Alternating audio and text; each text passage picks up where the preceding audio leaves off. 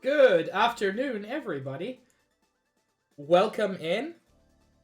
Wax, Aaron, anybody else who's hanging out and lurking? oh, Aaron, there is so many quotes. Please feel free to mess around with them. I think there are 23 or 24 quotes now, and I only activated this like 2 months ago. There are some good ones. But yeah, welcome. We're going to be continuing with Disco Elysium. As the title said, I'm probably going to continue with my pantsless run until I have a very, very good reason to put on pants. I don't currently have a good reason to put on pants, so, you know, pants will stay off. Let's see if we can get another good quote.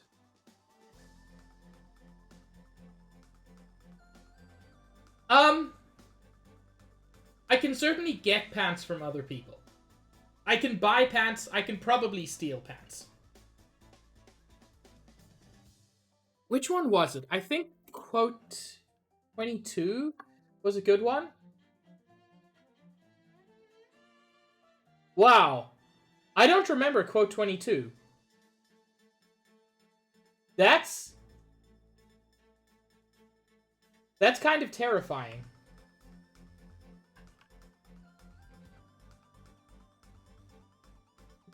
God, what is wrong with me? These are things I said on purpose.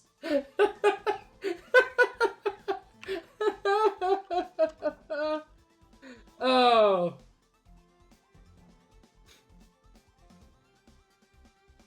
Oh. Now I'm just going through all my quotes. You can tell which ones came from Disney Smash or Pass very easily. Okay, this was from a Phoenix Wright stream.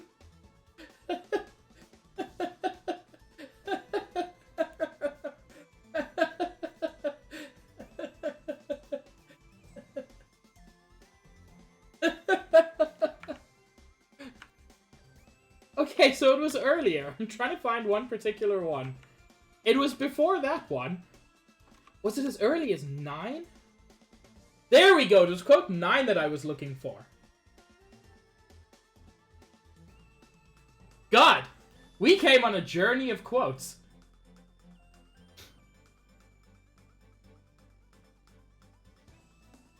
That might be my favorite one. Partly because it makes 0 sense out of context. But yes, we're gonna get back to Disco Elysium.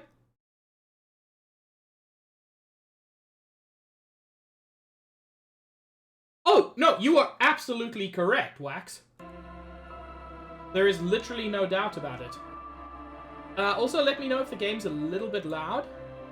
It sounds a bit loud to me, but I know that the menu can be a bit overwhelming.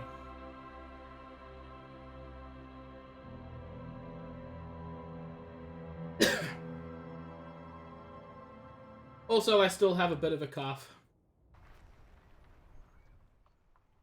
So, there I am, without pants.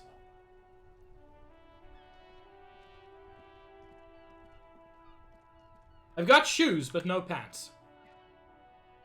An ancient fountain. It doesn't pump water anymore. There's a tree in it.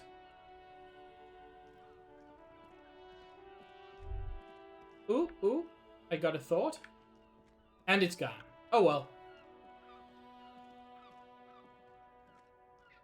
By the way, the game did address the fact that I'm not wearing pants, up until the point where it basically said, look, just put on pants, nobody's going to comment it anymore. Oh god, I forgot to switch screens. Thank you, Juice. Thank you, Juice. God, I'm the worst streamer. Hell yeah, Aaron. Speak the language that matters. You see a Samaran street vendor surrounded by a motley assemblage of goods. When he realizes you're looking at him, his face breaks into a wide, welcoming grin. The name Sileng is embroidered over his breast pocket. Hi, do you have pants? Happy shopping, officer. Everything's cool here. Like, I'm asking if you have pants out of curiosity. I don't want pants. Everything's cool. The goods are cool. The customers are cool. The place is cool. And one more thing, officer. From out on the bay, a cool wind gathers. It sweeps into the city, tugging at the textiles hanging around the stand. Some distance away, the sound of a tin can clattering across the street can be heard. God, this game's good. The writing is just top-notch all the way through. You're very cool. Bang, bang, bang, bang.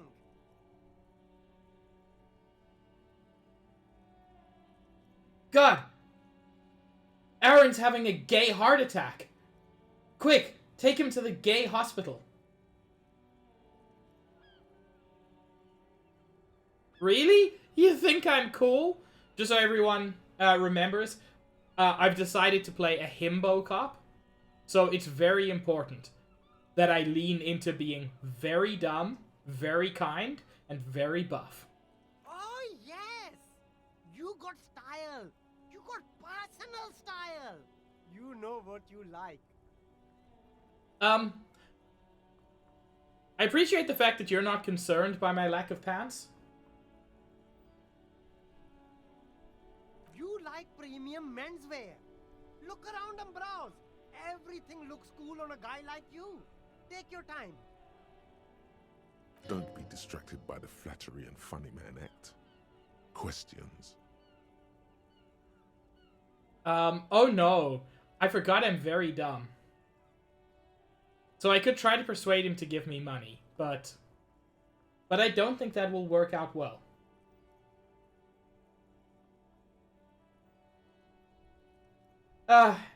At least Aaron has passed out instead of dying in gay. We can live with this.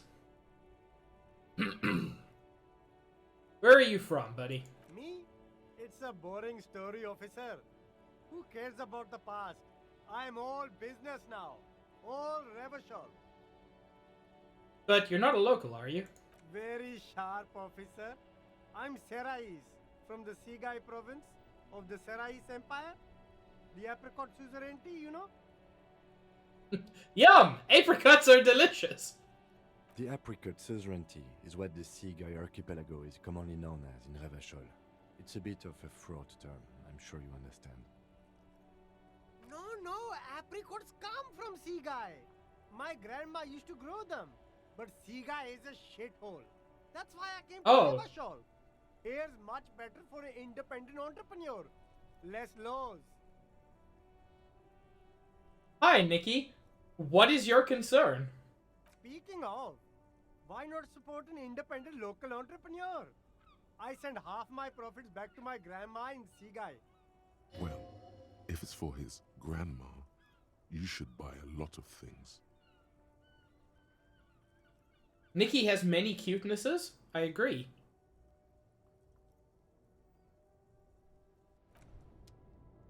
Sir, I don't have any money. What can I get for 40 cents? A helpline to the company that controls the drawbridge. Nikki, I hope zero of your concerns are with my pantless state, because I'm not changing it.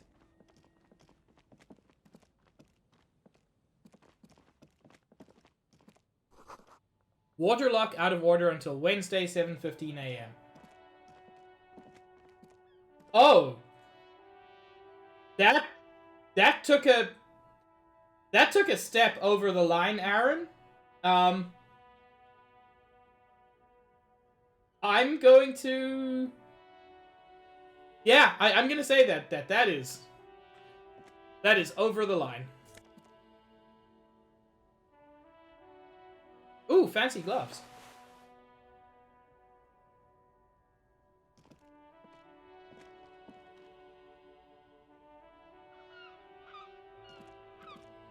Thank you, Juice. Roy's Pawn Shop. Fast cash for faster times.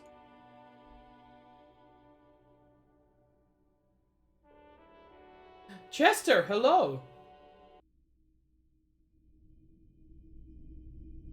No, here's the thing, Nikki. I don't think Aaron is trying to do that.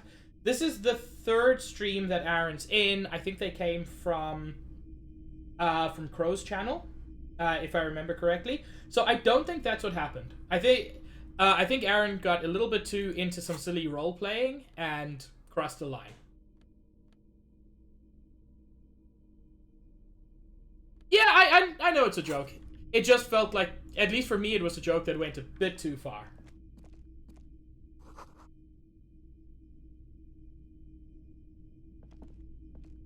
An antique cash register. Hi, wonderful Dad Chester. I'm feeling a little bit better. A bust of a woman. In the dark, a film projector is whirring away. Yeah, I accept your apology. I absolutely accept your apology, Aaron.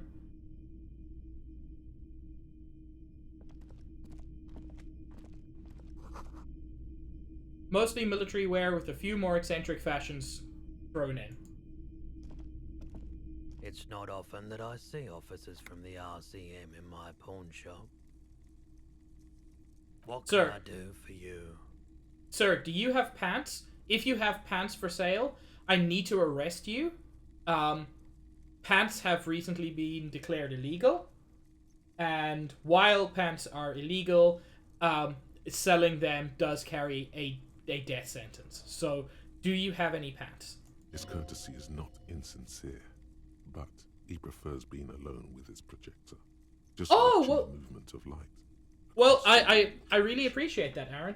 I thought you came with a raid a few days back, but the fact that it was just by finding my Undertale streams is also really great.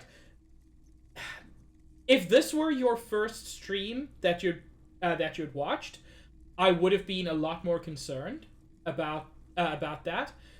The fact that it isn't, the fact that this is, I think, the third stream you've been in, that you've been great through all of the other streams, I'm not concerned about a general pattern.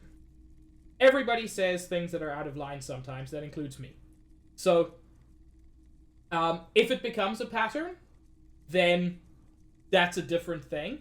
And if necessary, you or, frankly, anybody can be banned.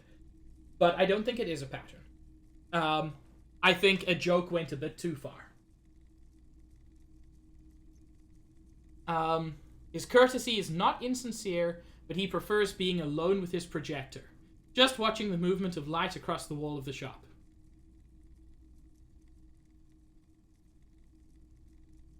Now that the RCM is here, tell me, have you had any trouble lately? I haven't had any problems myself, though some of my customers have complained about inconsistent law enforcement. Well, you know, the pants law is new, so I can understand people being confused. Who are your customers usually? All kinds of people come through here. Locals, travelers, people looking for a deal, people looking for a keepsake, people who are terminally bored. People selling my gun? As you can see, I have a wide selection of goods for everyone to choose from. Quite the collection. Typical vacuous consumerist objects.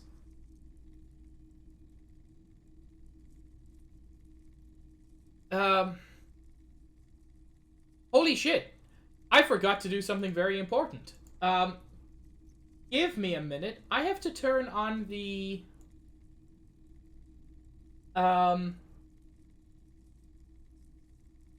the Disco Elysium overlay, so that chat can vote. I completely forgot to do that. Yeah, I completely forgot to do that. If you refresh your screen now, you should be able to... Hell, I don't remember how to do it.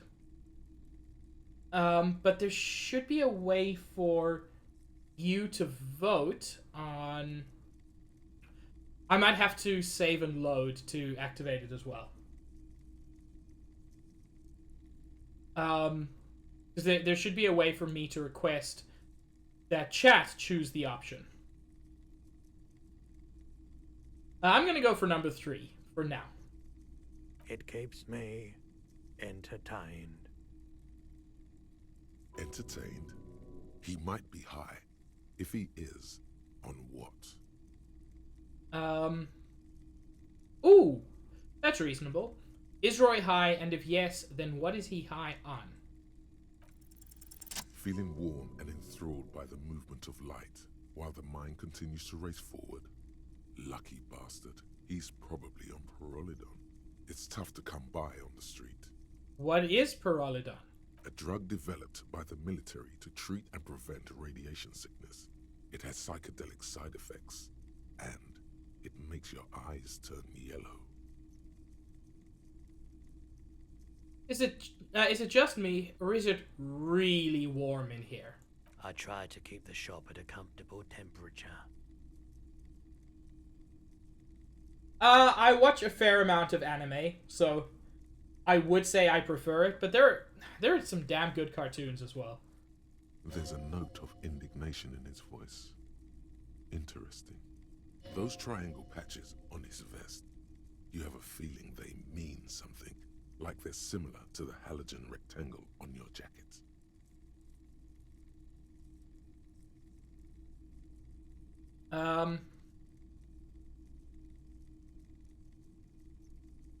Oh, what is the himboist answer? It's probably the chill out one. Chill out, man. I'm a chill out cop who just wants some of what you're having. Wink. Pyrrolidon is just something since the People's Power disaster. Oh. He may not even be using it as a drug. He may just be using it as a treatment for radiation sickness. I was with the Emergency Relief Brigade. Had to take it for radiation sickness. He's taken it for mental and emotional, not physical pain these days. The People's Pile? What's that? A bad idea.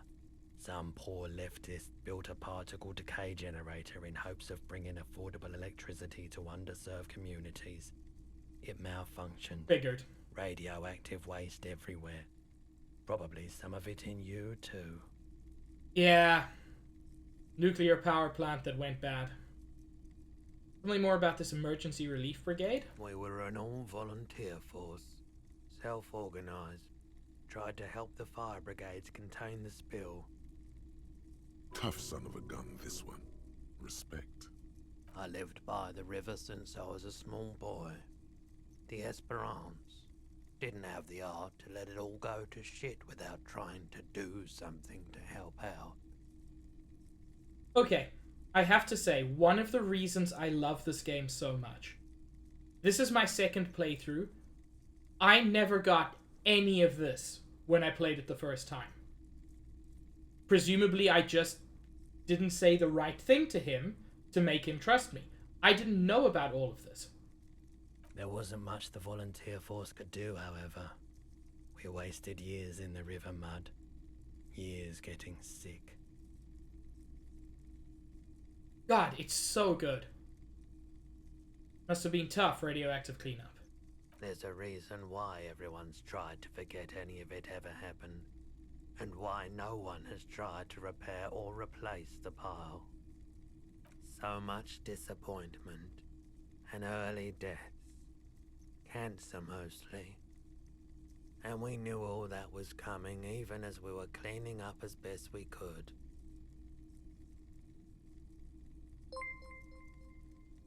Thank you for the 25 bits, Aaron. It is much appreciated.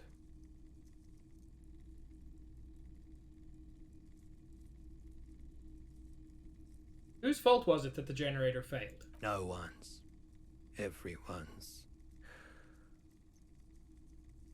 So much bitterness. A bunch of poor people built themselves a primitive nuclear reactor, hoping for the best. What do you think is going to happen? Yeah, painfully true. How did you end up running a pawn shop? The cleanup happened 15 years ago. I was young then. Later, my second aunt died. Left me this shack and all the assorted junk in it. So I came to Martinez. People told me don't go there. It's a shithole. I said, people, we just had a nuclear pile meltdown. I'm gonna get as far away from Forburg as I can. Still in the same city, but... That's I a hell of a like the story. Theory more than the story. Outward movement, not vortices. Yeah, you gotta get in on those vortices, my man.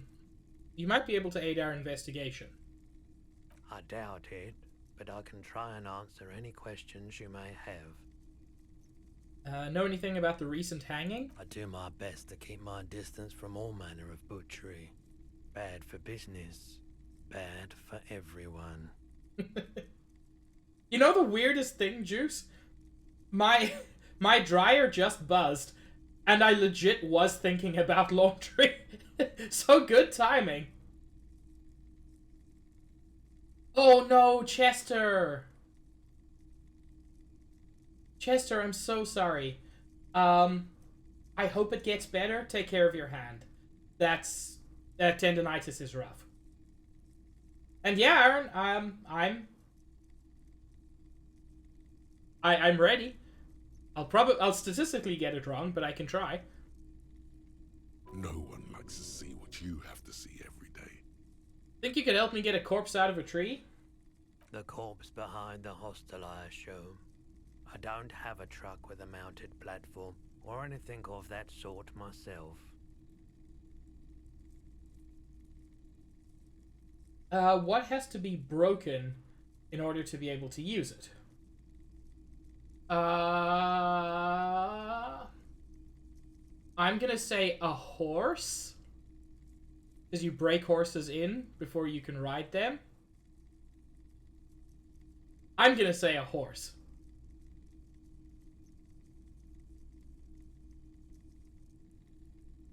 Oh, I'm sure Aaron knows that, Chester. But, I don't know, if people like riddles, then I don't see it as a terrible way to do it. Ask around the harbour. There might be some workers there who'd be willing to help. Yeah, I don't want The them. pawnbroker's gaze is already fixed on the dancing colors. By the way, do you, happen to have any guns? Like the ones carried by cops? egg! That's very clever. Oh, that's a... I like that joke. Joke, riddle, whatever. Someone else came here earlier today asking the same question. And thank you for the I 35 promptly bits. sold her the gun you pawned a couple days back. The gun I pawned. Oh no. Oh no, so I actively pawned my gun. What? Sold? The lieutenant shifts from one foot to another. Alert. Wait, I sold you my gun? You were adamant about getting rid of it, officer. Said you were undeserving of a service weapon of the Revachol Citizens Militia. I mean, evidently correct, but... And I don't like keeping guns around the shop for long. Off-the-charts photon emissions. The unhealthy kind. He's not telling you the whole story. It seems he's trying to spare you. Feel like there's something you're not telling me. You weren't quiet yourself, officer. What was I like? You were very distraught. You said the gun was a threat to your life and that you can't trust yourself with it tonight. And that you need the money. Okay, so I thought I was going to off myself.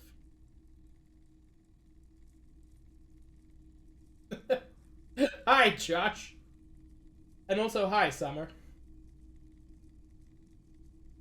Ooh, no, that's 100% valid, Summer. Board game nights fucking rock. Yeah, have a good one. Have fun. When I said that I don't normally buy firearms, you put the gun barrel in your mouth and sort of sucked on it. Then I agreed to take it. Look, what I do with a consenting gun barrel is none of the government's business. You sucked on a gun? Good. Very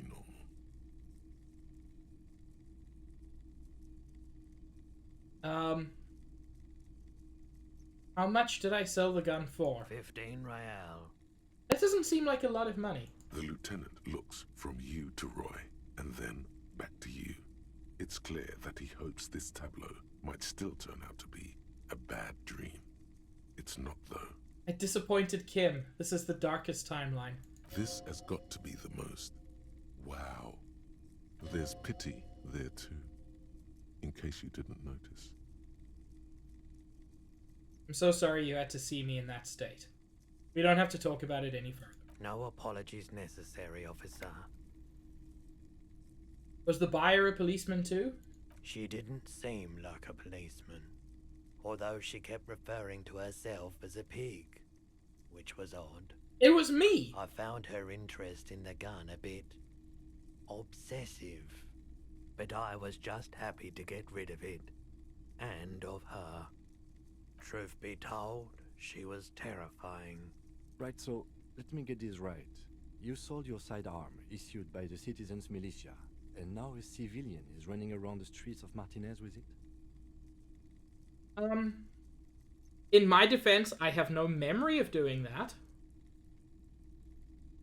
Miraculously, his face does not reveal what's happening inside.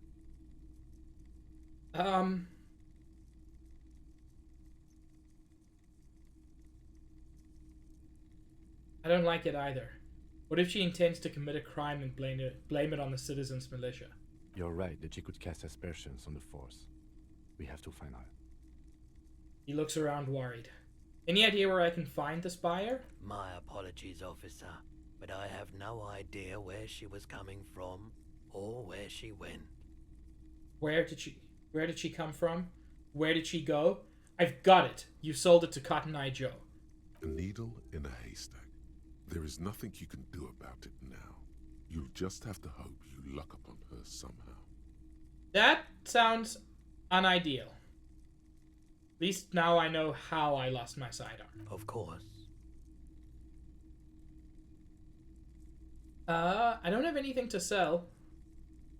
I have other business to take care of. Hey, so we've been monitoring you internally, and now we know your copo type. What's a capo type? Yes, guess what's yours? Am I a cool cop? No, you're the sorry cop. The cop who's sorriest. Let's make it official then, shall we? Huge lack of enthusiasm going on in here. Won't the other capo types be jealous? What? Jealous of the sorry cop? I think they'll be fine. Don't worry. Okay, but what are the other capo types? Oh, you know. Apocalypse, Superstellar, the advanced interesting cop, Liquid Shadow cop. But you're too sorry to say those things. So, here we go? You know, actually, I'm not sorry. I changed my mind. I was sorry cop in my last playthrough, and I don't want to be it again. No, you don't. Come on. You'll be back to saying sorry in 2 minutes. Stop wasting time and begin the repentance. No, I'm really not sorry. Fuck off. Wow. Okay. Fuck off. Maybe we were wrong about you then. Yeah, you were. Check out the big balls on fire, cop. Oh, hell yeah. I actually got health back for telling my own psyche to fuck off. God, this game's amazing.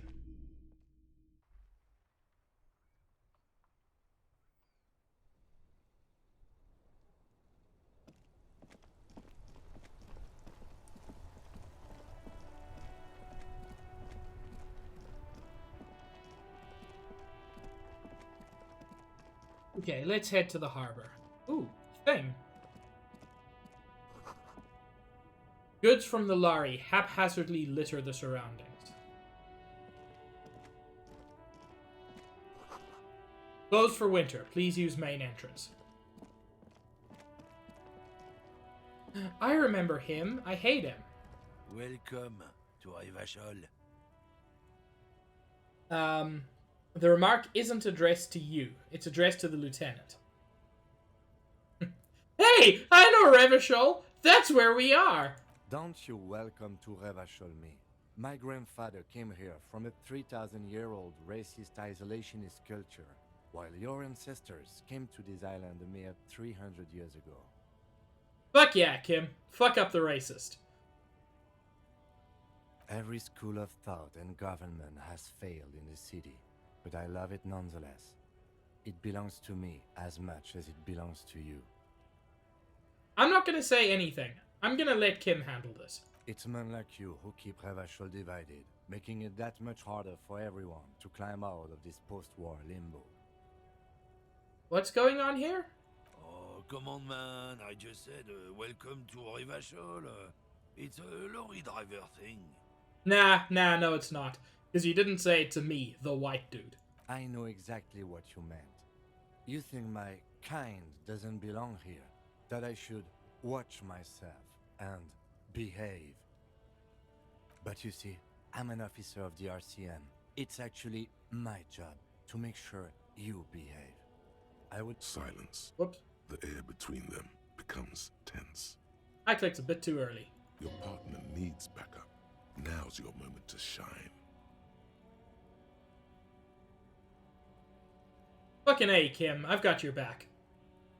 You two make a cute couple. You know that? Yeah, we do. Thanks for calling us cute. Sir, do you think that's an insult? That's the best thing anybody has ever said to me. The lieutenant exhales and resumes his regular calmness. Now that that's settled, we have a couple of questions. Whatever you say, officers. Got a smoke? No. He's got a smoke right there in his fucking hand. Snatch that shit out of his fat fingers. You need it after listening to his garbage. Then I'm gonna need the one you're smoking. Can't have it. But I really need it. That's too bad. It's all done for. He puts out his cigarette and flicks the tiny stub toward the street.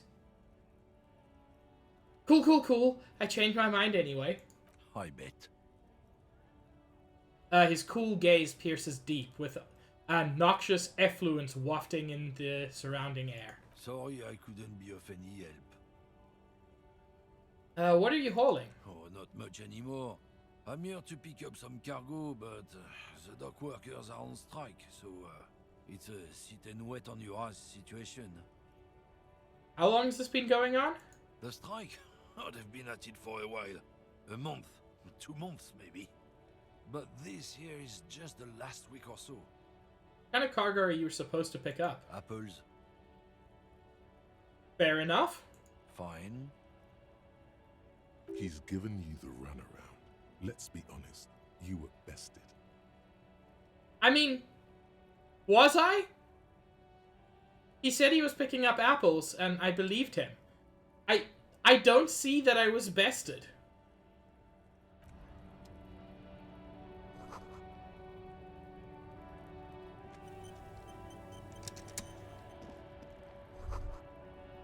Ooh. Oh no, they're much hunkier than you. You shouldn't feel threatened by handsome men. Don't be silly. I'm not threatened by handsome men. I've got my cute Detective Kim Kitsuragi. The racist said we were a cute couple. He thought it was an insult, but he was a fool.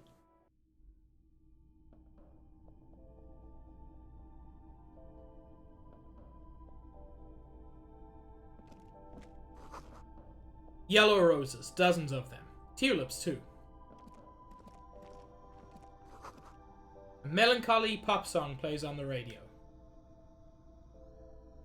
You see several packaged raincoats fill a low shelf beneath a display of croissants and juice bottles. The raincoats are transparent, except for the big Fritta slogan on the back. I don't have the money. What's that? What is what? It's a raincoat. I mean, you're correct, Juice. But I don't assume that he's lying about his cargo. Just because it doesn't seem like a very lie-about thing. If you want to buy one, then it's only 4 real. What do you mean only 4 real?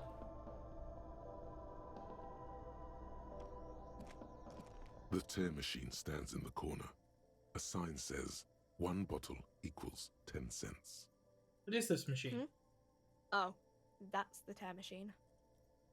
Yes, but what is it? It's a machine for tear. You know, you find tear outside, like bottles or whatever, and put it in the machine, then it gives you money. I see. And how do I pick up tear for the tear machine? You need a bag, I guess. We used to have some, but we gave them all out, so feel free to use it if you find a bag, though. I'm sure there are some out there. Oh, somewhere. cool. I would have liked to have one of those bags. But apparently that's not on the cards. Also, why do I not have my... Why am I not holding my truth stick? It's very important that I hold my truth stick at all times. Everybody must know that I can truth them. Welcome to Frit. Feel free to look around or something. Everything is out on the shelves. Before we go on, what is this Frit? I don't know. Frit? Why is it written with 3 T's? I think they think that the extra T makes it funkier. It doesn't. Okay, I have some questions. Okay. I'm not really supposed to be chatting to anyone, but... Okay, there are no other customers. And I don't have pants, so be intimidated. Can you tell me anything about the dead body? I don't really know anything. I mean, I know it's there, but I haven't seen it, so... Did you know the man who died? Not really. Does that mean you knew him a little? No. I didn't know him at all. How long has it been there? I don't know, really long. What do you think happened? I don't know. No need to worry. It's just standard procedure for us to ask around. If you hear anything, let us know, okay? Okay. Thanks for your help. Your help was deeply unhelpful, but thanks anyway. Yeah, the truth stick is the most important item in the game.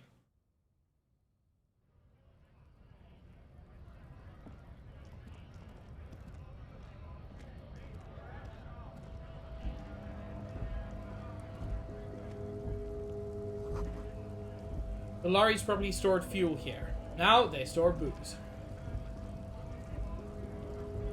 Bastards! We have a right to work! The man yells toward the harbor gates. His voice is the loudest of the lot and oddly screechy for a man his size. What's going on here? Hold up and stay frosty, everyone. Cops are here. The broad-shouldered alpha male turns to face you. He's a full head taller than everyone else here. Yeah, but he's wearing pants, which makes him a coward. You here to fuck with us? Beat the honest worker down.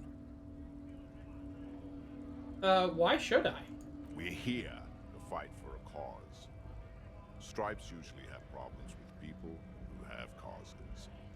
Okay, then I'm thinking no. Good. We're fighting for a cause here.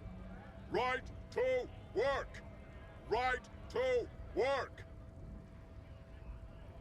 This again, one of the very interesting moments in this game. Because it makes it really, really tough.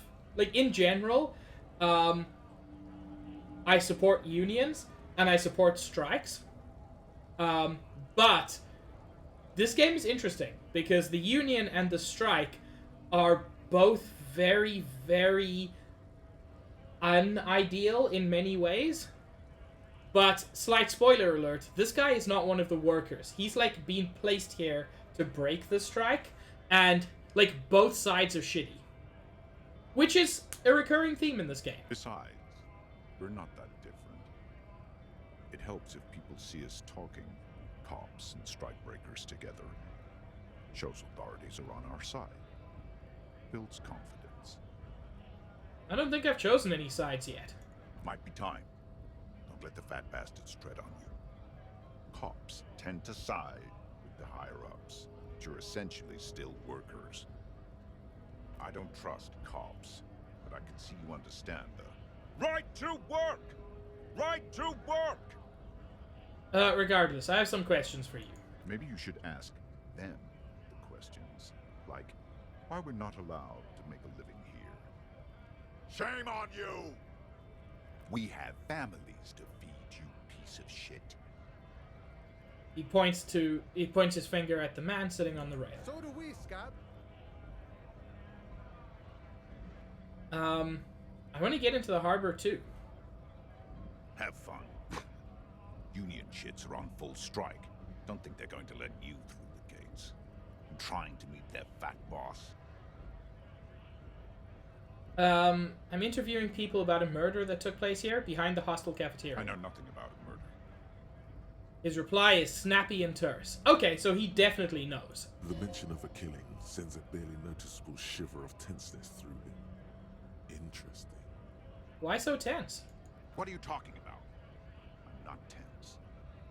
Yes, he's tense. And dangerous. Somewhere below it all. Right to work! He again shakes his fist. Cops doing nothing. You should bring backup. Open up the gates for us. Blockading gainful employment for workers is a crime. This really isn't my area of expertise. We are not picking a side in this just yet, sir. That's what I said, Kim. Pity. Let us work! What exactly is your goal here? We were promised work.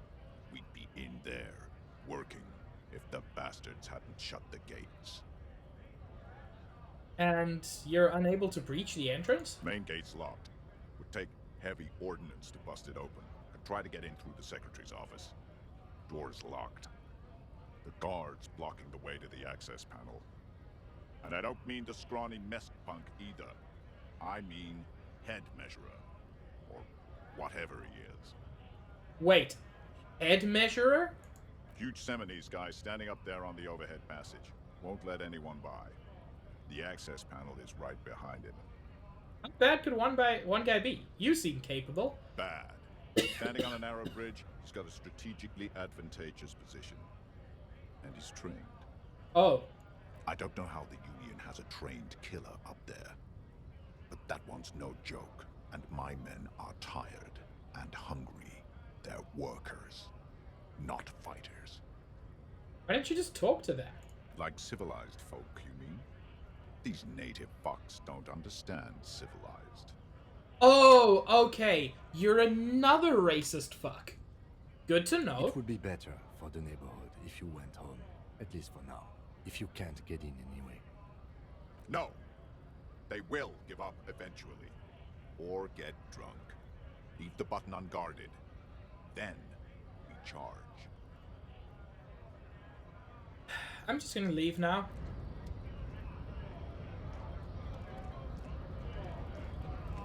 Scab? I'm not a scab. What did he just call you? Oh no, not this again. You just got away from that fucking kid. I don't think that's what he said.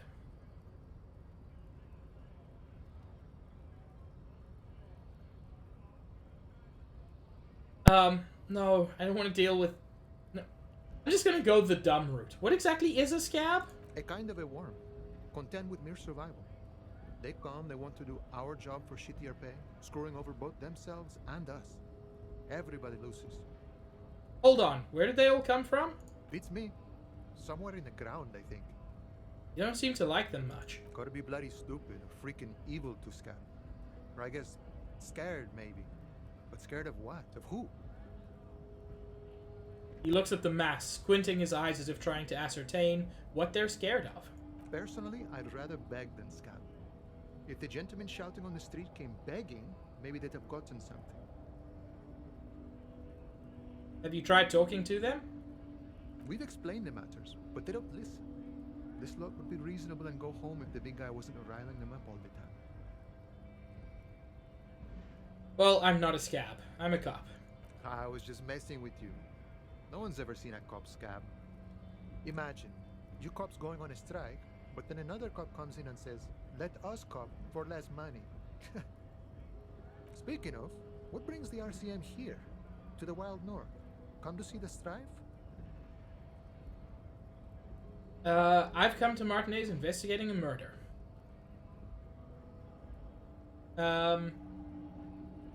Murder, huh? That sounds like a lot of hard work. You'd never see me investigating a murder. Whisper. I have no idea what I'm doing. That's okay. I have no idea what I'm doing either. I don't even know what day it is. Don't tell me. It's a better day that way. Oh, I like you. You're the man in boots at the gates. Kuno said said you know about the armor. The little boy had the good on his promise. His promise? To get me into trouble. To sick the pigs on me. Pardon the choice of words. Not mine. What happened? I was asked to look into that armor situation. Official Union probe, you know. Track it down, see who took it. Did you? At first I thought, why not? Maybe the pieces can feed the strike. Buy us a few more days under the sun, you know? So I went to this boy. He said he'll make me his prison bitch. He's got eyes everywhere, the cops in his pocket, and he's the king of Jamrock. Yeah, sounds about right for Kuno.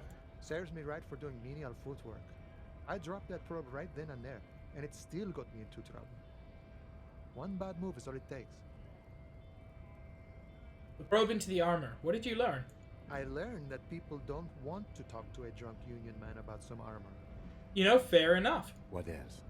Not much. Technical stuff mostly. That was the interesting part. Breakthrough imminent? Am I gonna become a true hobo cop?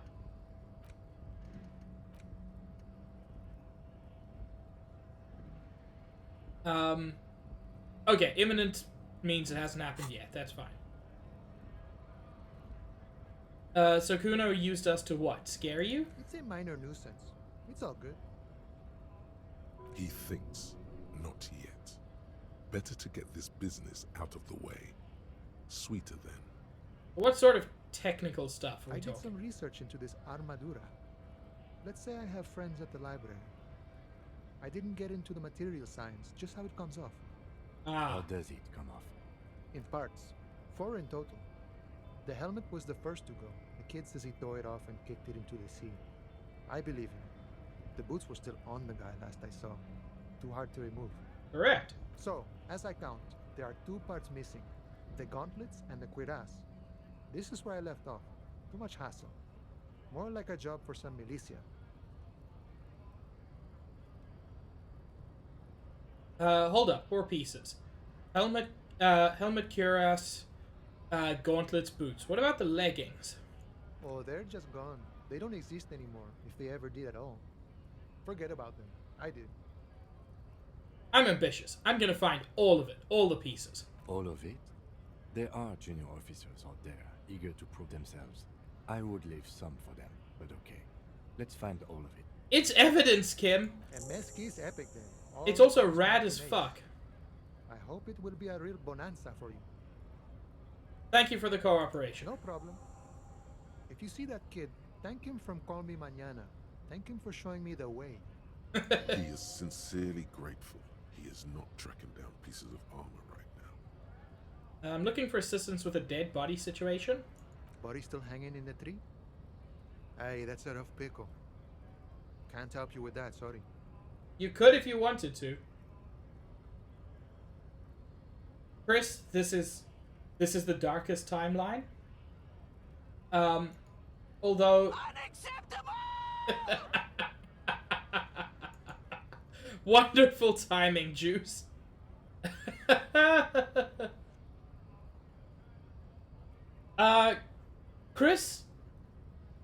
Chris, were you one of them?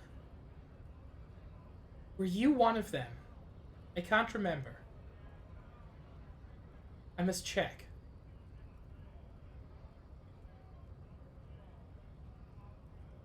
Let's check. Because this is very important.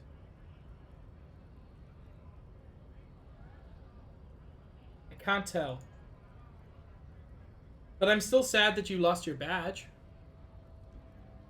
Very sad, in fact.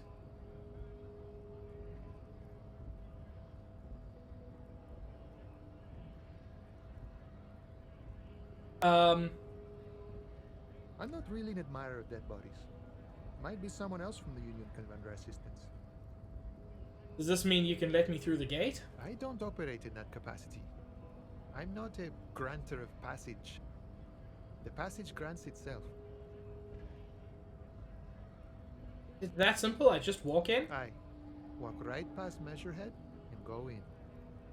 Past Measurehead. Yeah, the 2.5-meter tall Semini Supremacy is there. Walk right past him, Right. then press the button to unlock the door, Uh-huh. then go past him again, Okay. and you enter the arbor through the office. Está. For some reason it doesn't seem like it's going to be that easy. Don't worry, I'm sure it's not completely impossible. For example, you could best Measurehead in a physical confrontation.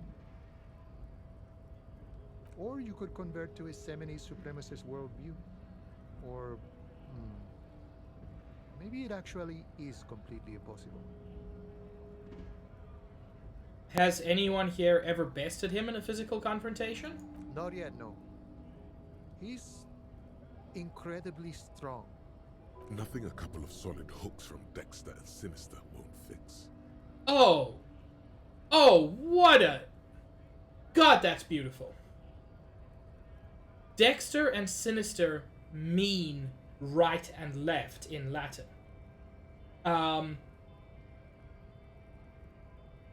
That's so nice.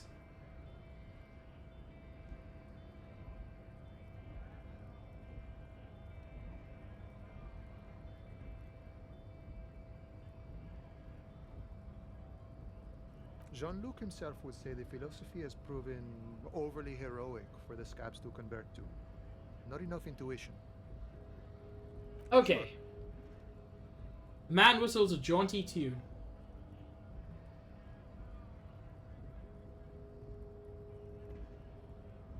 Here's the thing, Chris. I don't think the badge would help. I think the gun would. But I also don't think Kim would be happy with me walking up to someone and just shooting them. I'm a bit short on money right now. Can you give me some of Sure it? thing, my friend. I can help you out. He flips a coin towards you. Try to catch it.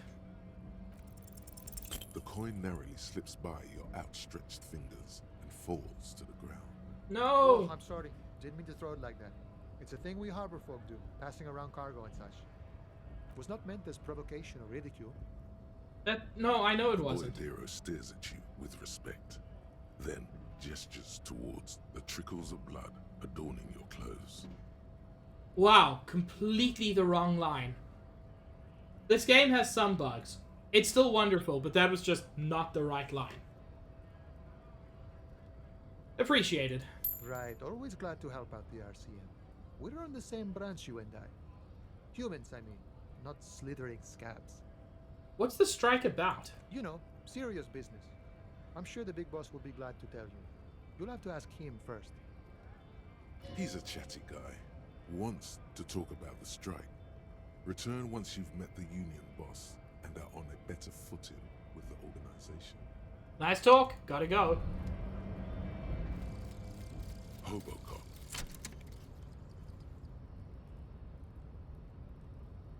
Technically, you wouldn't be a cop anymore, but a hobo.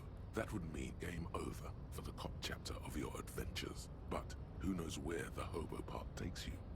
To the bar? The old L'Assommoir? To the pier or the sewers? To Le Royaume, where for 300 years they interred the dead. You could plunder royalist crypts for long-forgotten triple malt bourbon. Hell yeah. Then fight the Arden-Macan beast that lurks the bottommost sepulchres. The secrets of the city are all yours at last.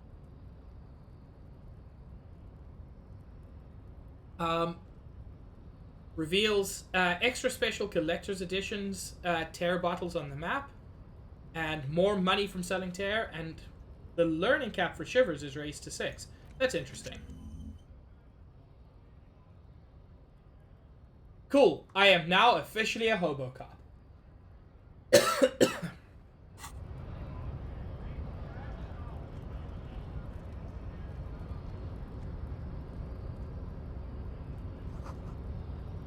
In case of strike, press button behind guard.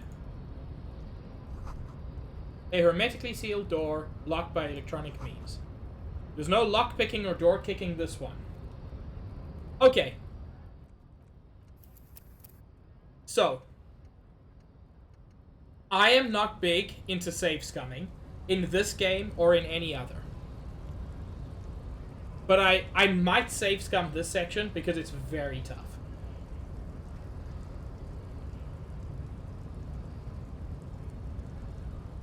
Can I not talk to that lady? I cannot. I can't talk to anybody except Measurehead. Nobody betrays your degeneracy. Sir, you're the one wearing pants like a coward. Yeah, Measurehead. His body totally betrays his degeneracy. The young woman at the giant's side agrees. Don't say anything. Size him up first. Say nothing. Size him up first. Are you admiring my morphophysiology? A ripple of muscle passes underneath his skin. He lets you look. Looks respectfully. It must be frightening to stand in the shadow of this racial pinnacle. Be calm, Sandwich. You are not in danger because you are not a threat to me. Puff out your chest, still say nothing. I remind you, chat, I'm going full himbo, which means I think I can take on anybody. What is this androgynous display of sexual maturity? Yeah. You want to look at my tits, bro? Look at my tits. Things are not as bad as they look. Sure, you have high blood pressure from metabolizing heroic quantities of ethanol but you are robustly built. You will survive. I can see you were once an athlete, then deteriorated in your 20s. It is typical of your haplogroup. Let's blame the failed education system, and then you'll see towards degenerates in your homeland.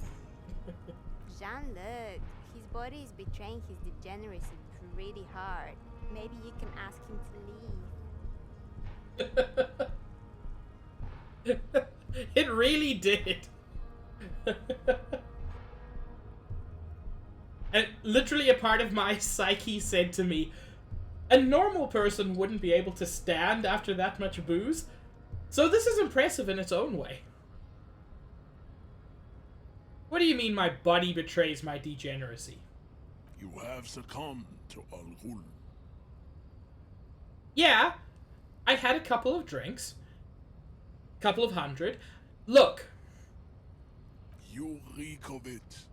An invisible sword of Al Ghul emerges from your throat. You cannot see it, but others can. It is making the woman in my company sick. Smell your breath. Kim, is it really that bad? It's not good. Oh. It's like a rat crawled into your stomach, got drunk, and drowned. Enough. I need you to take down the dead body or let me in. No, you don't. You need to get another drink. Occidental Haplogroup B4 is done giving orders around here.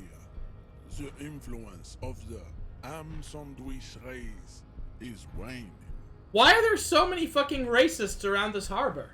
Show him the ham still got him.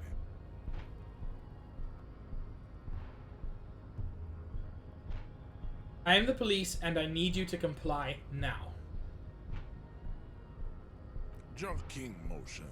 Signs of a late-stage neurodegenerative disorder.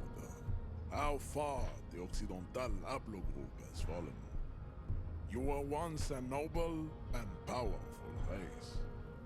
You gave the world eugenics, electricity, and powerful weapons of war like missiles and aerostatic aircraft.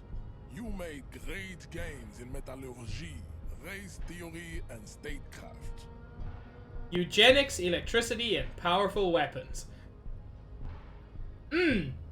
Those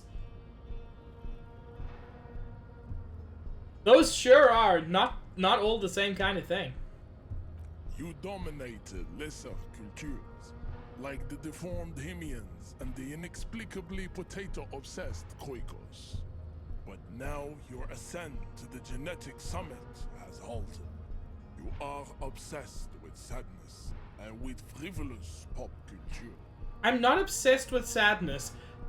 I'm just depressed. Bro, get off my back. You will be superseded. Isn't that right, babe? It is, baby, yeah. You know it. There is a button right behind him, just out of reach. It must be the one that opens the door to the harbor. This man is not budging. Let's hope his superiors inside are more cooperative.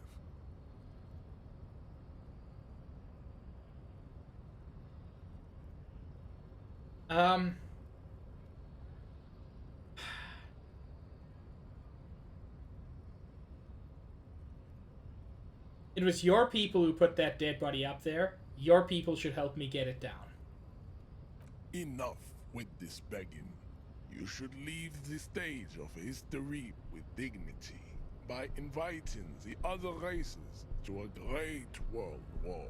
No, that's an awful idea, sir. Bring your troops to the Seminine Islands and to Boogie Street, and we will pulverize you. When you are gone, we will build a museum for you. The walls will be lined with bottles of Al Ghul, your beloved beverage. Inside, we will store the odes to homosexuality you call art, and your microcephalic skulls. Okay. So he's racist and homophobic. Chat, can I punch him now? This is your chance. He's talking. Rip into him with a punch and catch him off guard. No, don't rip into anyone. You're sensitive. Remember? Communicate.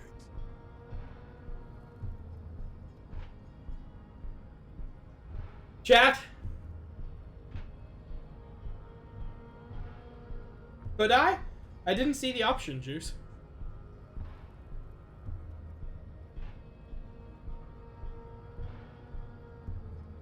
Oh, these are equally unlikely. Oh yeah. Yeah, there were several opportunities morally earlier to punch him. 28% chance. This is going to go terribly.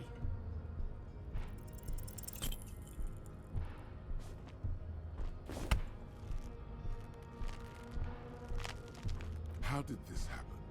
Your little fist is in his giant hand, and he's squeezing it. It hurts. You must be out of your mind, degenerate drunk. Say it. I am a degenerate alcoholic. Fuck you! Your fist cracks in his hand like a ripe apple. Pain shoots up into your brain as he's twisting it more and more. The words to the song have changed. Say, I am a violent drunk. No, I won't fucking say anything. Your hand twists in his grip and the pain blinds you. Still you press the words out of your swollen mouth. Good.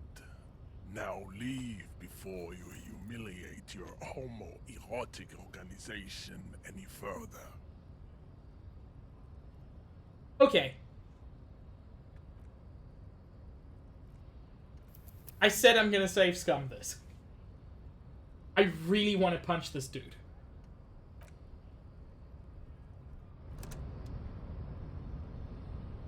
I said I'm gonna save scum this. I'm not gonna save scum any other part of the game. Because it's a very rare game that honestly, success and failure can both feel satisfying. But not in this case. Because Measurehead is such a fucker. Will pants help me? No.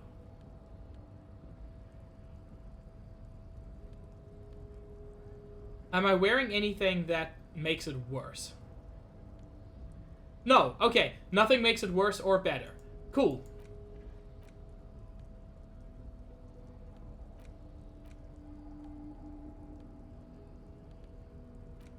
Okay, I won't try to truth stick him. I have nothing super useful. Nobody but... Yeah. Don't say anything. Size him up first. I'm just gonna go through this pretty quickly.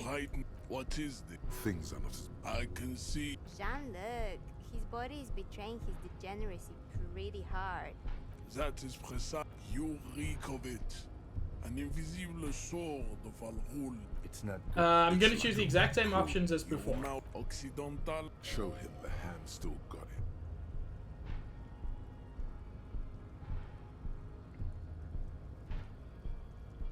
him. Willingly calling yourself a am sandwich. How far... Oh, I chose a different one. Haplogroup has fallen. You were once a noble and powerful race. I like ham sandwiches. I don't see the You issue. gave the world eugenics. Okay, that's the You same. dominated. You will be superseded. It is, baby. There is a button.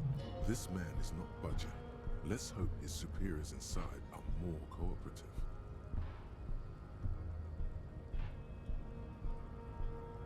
Yes, Nikki? I am ham, and I also like eating ham, because I'm a cannibal. Let's try pushing him out of the way. That is right. You should leave the stage of history with dignity by inviting the other races to a great world war. Bring your troops Pushing him out of the way to didn't be help This is as your much as I chance. hoped. No, don't rip into anyone. You're sensitive. Remember? I'm concerned that I'm getting all the same numbers over and over again.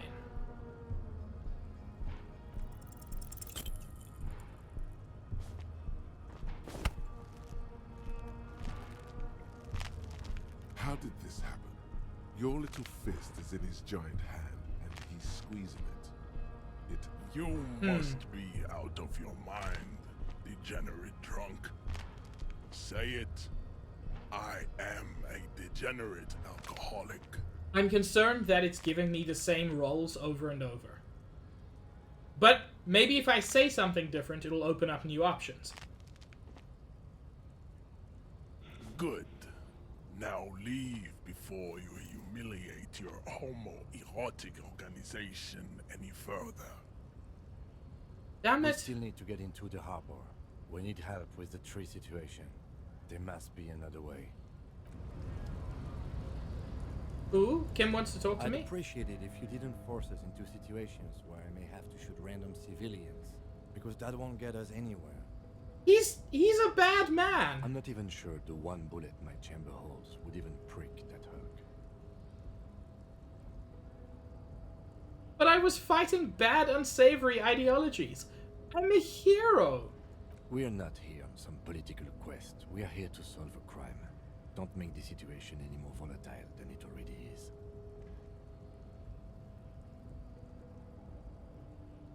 How else are we gonna get through the There gates? must be some other way. Let's go see the yard again. It faces the other end of the harbor. We're done with Measurehead here. I can't promise that. I might attack him again. The lieutenant groans, but doesn't say anything. Your race descent has only worsened since I last saw you. You have really let yourself go. So if I improve physical instrument, I can potentially try it again. But I'm a long way away from that. So what I'm going to do is I'm gonna load again. This time specifically to and I'm not gonna go and do the same thing again. Because I'm not getting anywhere with him. But when I'm better at punching, you can be sure I'll be back to do more punching.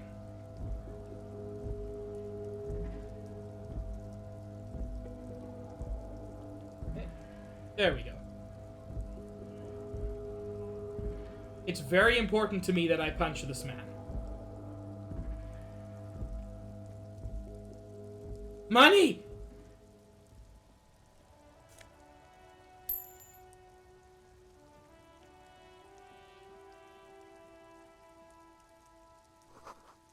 A foreign car kept in good condition. Thank you for the boop, Nikki. It has helped immensely. An old monument stands in the middle of the traffic island, pointing toward the sea.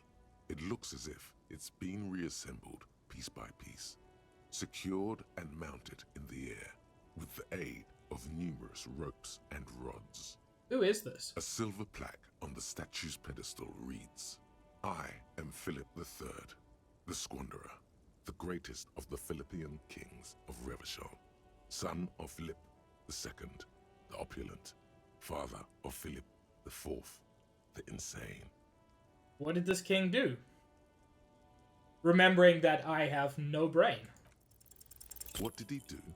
You have no idea what you did a week ago. Valid. How would you know what this guy did many centuries ago? No, that's valid. High above you, the king stands triumphantly oblivious to your memory trouble.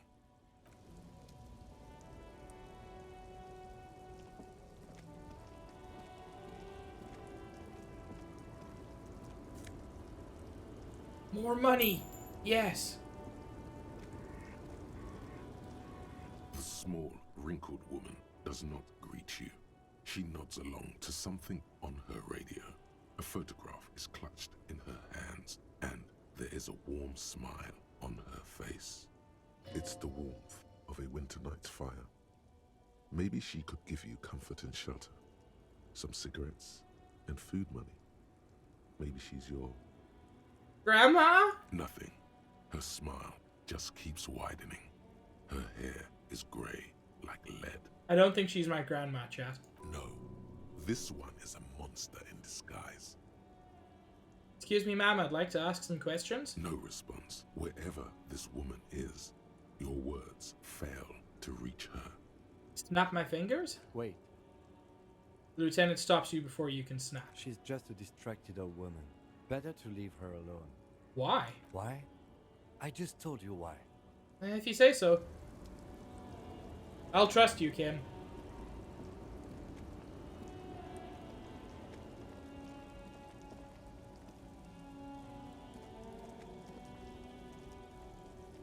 Oh.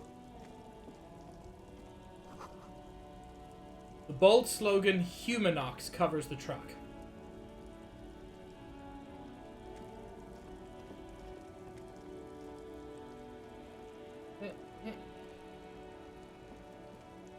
There we go.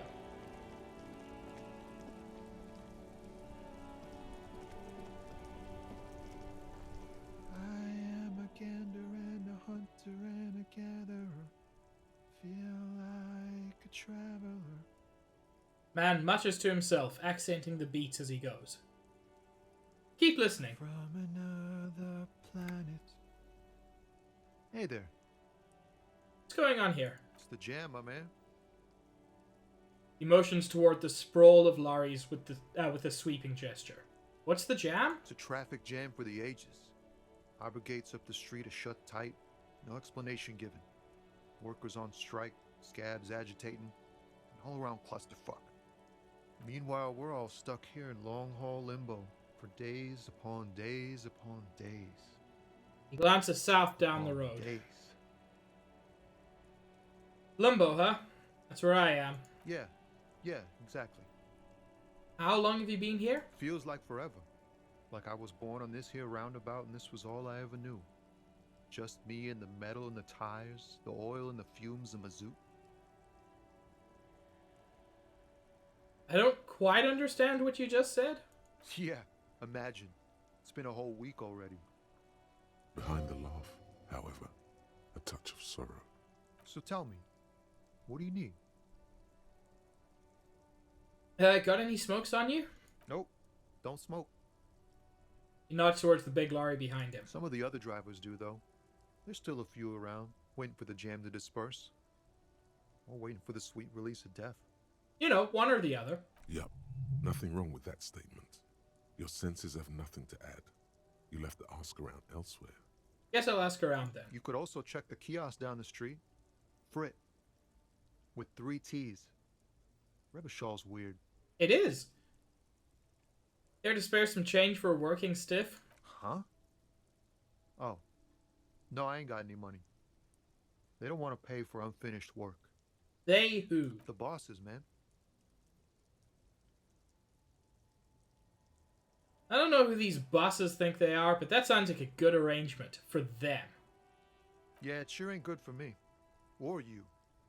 I'd spare a coin or two for a city cop down in his luck. If I had saved 4 myself.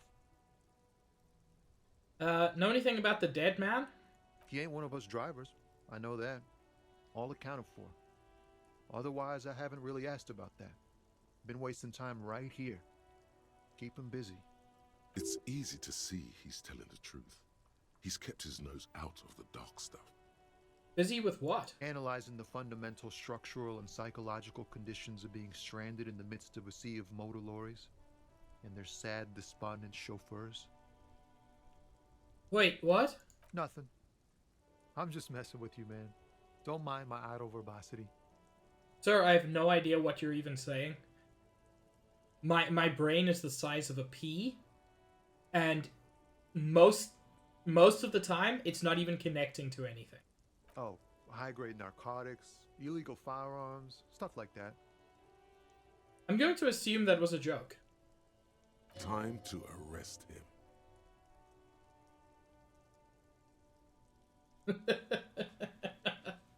Thank you, Nikki. Okay, what are you actually hauling? Can't even get a few jokes past you, my man. I've got another haul of found cargo. Mostly sporting goods, tracksuits, and that kind of thing. They usually get shipped to Grodd in the Occident, though we've been making headway in the Il Moran market lately. What's that machine behind you? This rockin' beauty. Sure is. Like a rash you can't get rid of. You interested in heavy-duty cargo machinery?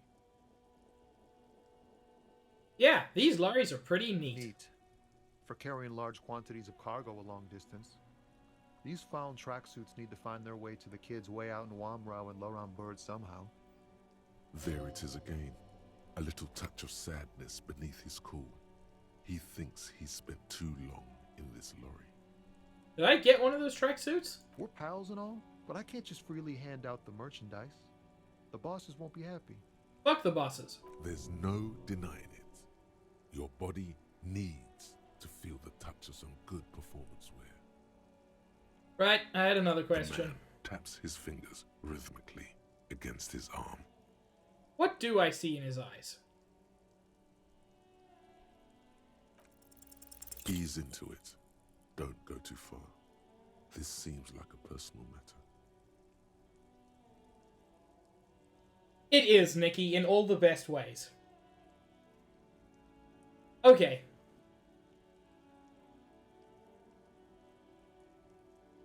So, what is the himboest thing to say here? I think just the first one. Just kind and dumb. You look sad, what's going on? I'm okay, man. Just... the jams got me down.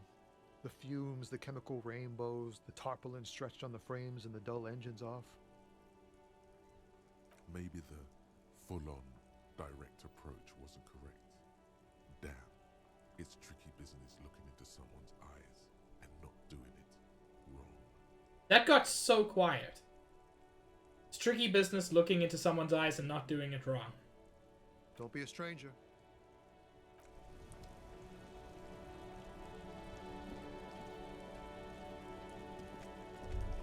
Who? All around you, rain falls on the great city of Revachol.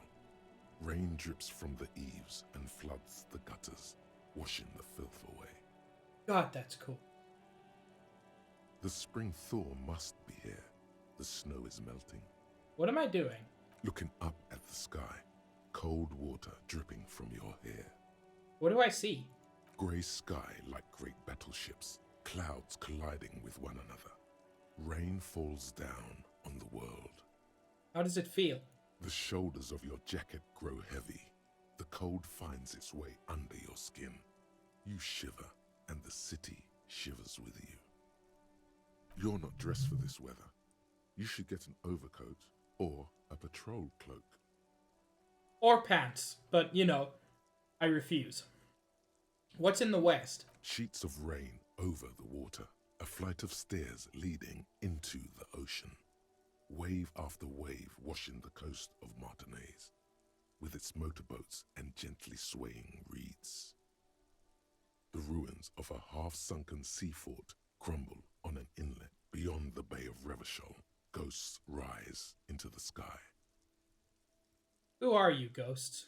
The skyscrapers of La Delta, the financial district.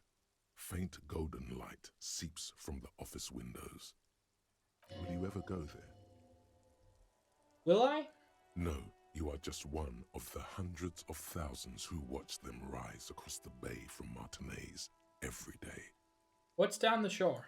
Urban coastline, rain dripping off Eternite-covered roofs, cinder blocks left over from half-finished construction, a defunct research and development building, once seized by revolutionaries. An old wooden church stands on stilts above the water. Beyond that? Coal City, end of all lines. Run your fingers through your dampened hair. Your hair is an oily mess flecked with ash from neighboring coal plants. Smokestacks rise somewhere in the distance. It's in the east. There's a fleet on the corner. A plastic coat is folded into a small triangle under the counter by the window. Beyond that, the strikebreakers have gathered. The great gates of the industrial harbour are locked. A chill runs down your back. You shudder like an animal trying to shake water from its hide. Shake your shoulders again. You shudder, looking down at your feet. Dirty rainwater runs veins into the plaza's snow. 2 green snakeskin shoes stand at attention on the mosaic paving of the plaza. What's in the north? Capeside apartments. Tower blocks crowd one another. 4.46mm bullets still lodged in their war-torn stone walls. That's unideal. Hallways collapse from the mortar hits of a war that was lost long ago. Clotheslines go to waste in the rain. Radios play. And closer to here? A yard. Rain falls onto the roof of a woodshed. Coal leaks into a puddle beneath a dead man's feet. He swings from a tree, bloated.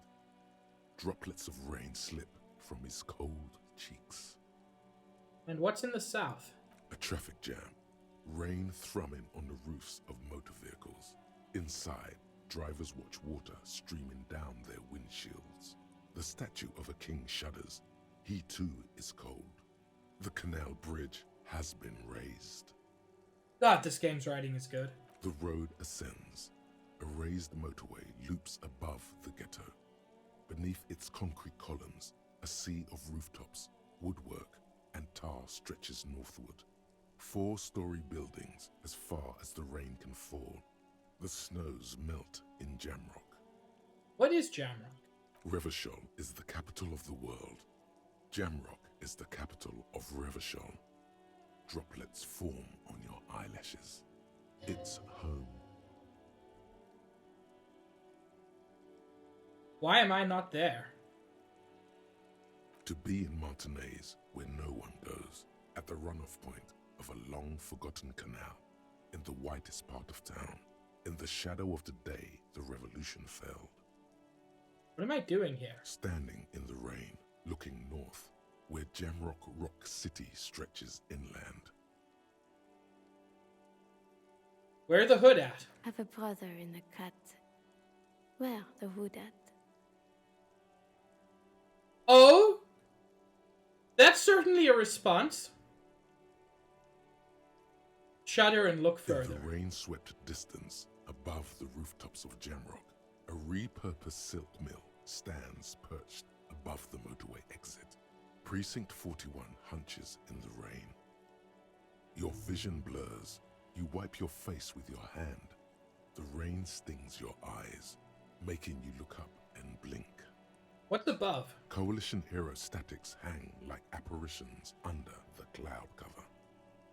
Way up there, where rain forms, rotors flutter silently. Your sight clears. And what's below us? Collapsed storm drains, old sewage systems flooded with rainwater. Hidden weapon caches from the revolution. Doors leading down to Le Royaume. The catacombs to which, for 3 centuries, they delivered the blue-blooded dead. Well, that's a lot of This exposition. rain will not let up anytime soon. You should get a raincoat. There's a freight to the east. They sell them there. Him! I am 12 cents short of that. But I very much appreciate your concern. I don't have a bag. I want a bag. Do you have a bag? Hello, sir. Step right in. The store is open. A young girl with chubby red cheeks waves at you, smiling. Her nose is also red from the cold. Hello. Are you interested in a new and exciting book? What kind of store is this? It's a bookstore, sir. We sell books, postcards, and some board games. It's called Crime, Romance, and Biographies of Famous People. That is an incredibly specific name. Whoa, whoa, whoa, whoa. Hold your horses, little girl. What's a book? Oh my god, I really am the maximum himbo. That is a book. They have stories inside them. It's like someone told you a story in a really long letter. What's a postcard? A postcard is a small cardboard picture. You can write a few words on the other side and send it to your friend or beloved. She is unfazed by your questions. She would consider it impolite to point out any perceived weirdness. Well, that's very kind of you. What's a board game? Board games are like little games on a table, made to pass the time. There are several different ones. but sailors here mostly buy cards. Thank you. My pleasure. Anything else you'd like to know? Can I ask you some Okay, sir. questions? I'll try to answer any questions you have. I hope they're about books. What's this crime business? Wait, first, My what's your is name? Annette, sir. My mum, her name is Plaisance. She owns the store. She's inside Oh. minding the register or organising the stock. Feel free to step in and browse our wares. And you're standing out here in the cold because? I'm signalling that the store is open. Otherwise, people might not know. They'd miss out on the crime, romance, and biographies of famous people. A sudden gush of wind turns the pages of the books on the counters. She covers her face, smiling. But she's cold. You're cold. Can I help in some way? Kind of you to offer, sir. He doesn't know what else to say. What could you do to help her anyway?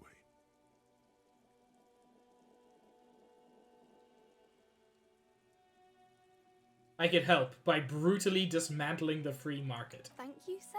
I'm glad to help Mum out with the store. He doesn't seem to understand what you said.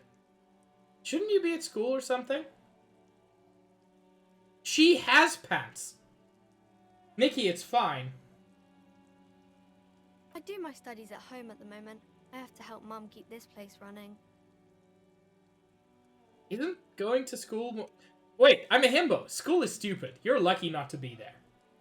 Mum says it's necessary to do both because it builds character. Mum says a proper worker is dutiful. That's how you get ahead in life. You succeed.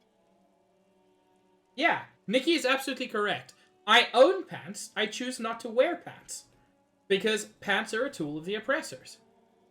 Mum says it's peachy. She was a little afraid at first. There's talk about this house being cursed. Oh. Behind her, the window has been boarded up. You sense the boards creaking, twisting for a second, and some kind of doubt in her tense shoulders. Cursed in what way? Cursed in the way that makes them say that no business has ever really thrived here, sir. That they all go... He looks for the right word. Ass up? I wouldn't really say it like that, but I guess so. This sounds rather serious. I should probably look into this. Narrow your eyes and look through the creaking boards on the window. We can go into the bookstore and ask about the case, but I don't see much more to look into here. Lieutenant makes a note. Yes, please do look at our wares inside. The postcards and board games you asked about are also there, sir. How does this curse manifest itself? It does not manifest itself in any way. It does not exist. I liked it better when we were talking about whether it's appropriate to stand out in the freezing weather. Fine, I'll show you. Anything else you wanted to talk about, sir? Stroke your chin. Enough about the curse. For now. Maybe I can tell you about some of our books instead. I'm gonna focus on not that. But hey, we found out about the curse, so that's exciting.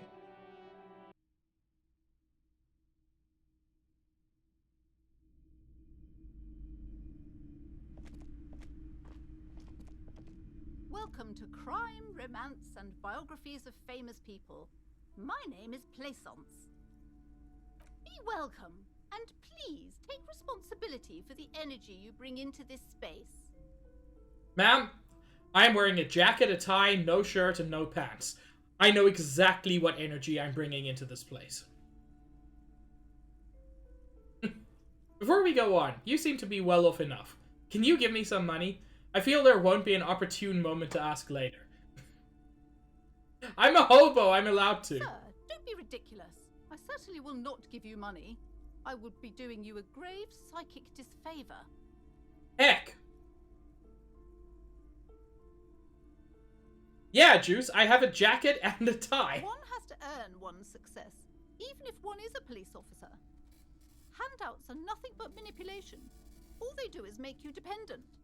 Son, you got destroyed there. What an idiot you are. No, that's fair.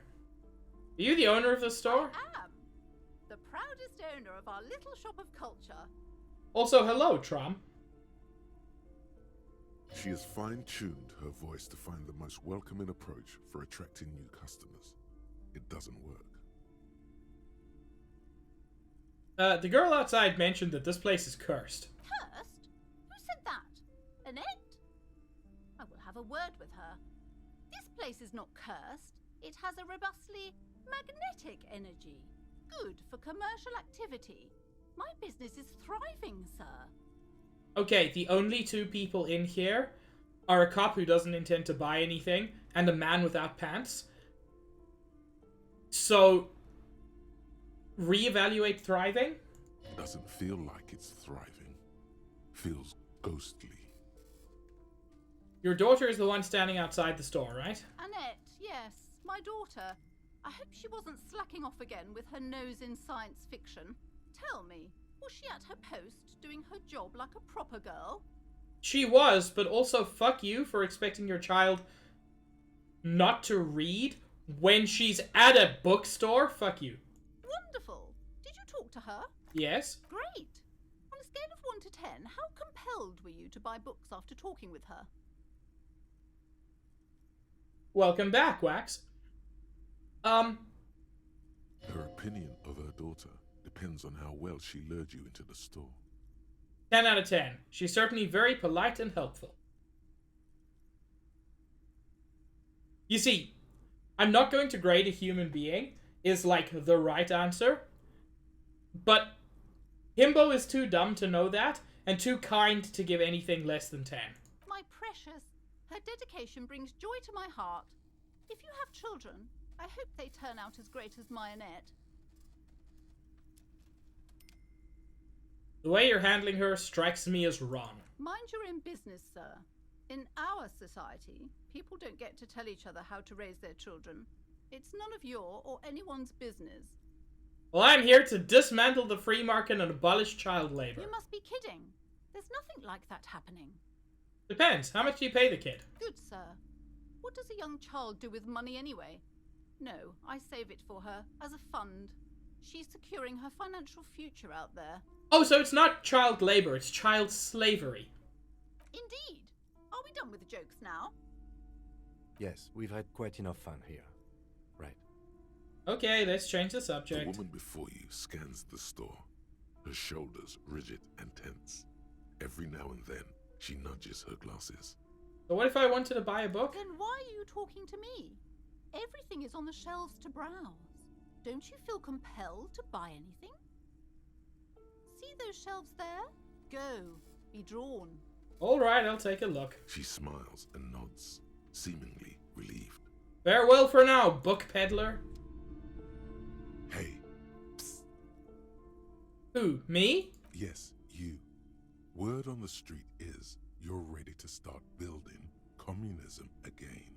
How come there's word on the street? You keep saying things like, down with the bourgeoisie, eat the rich, sodomize the landowners, impale all people who have more than 25 real in their pocket, literally murder all human beings, regardless of their political beliefs. You know, that kind of stuff. those go on a whole spectrum. That's a lot. Capitalism does suck, but I think impale all people who have more than 25 real in their pocket and literally murder all human beings regardless of their political beliefs. I don't think those are technically within the realm of communism. I have said some mildly left-wing things, but none of those. Oh yes, the mask of ambivalence. Don't deny it. You're about to rip it off and reveal the monstrous seven-eyed lamb of global communism that would devour and masticate mankind. Masticate. Everyone can see that. So tell me, do you have any questions before we fire up the big communism builder? Or do we get right down to it? Wait, first, what's this communism even about? Failure. It's about failure. Oh, that's entirely me. Yes, abject failure. Total irreversible defeat on all fronts.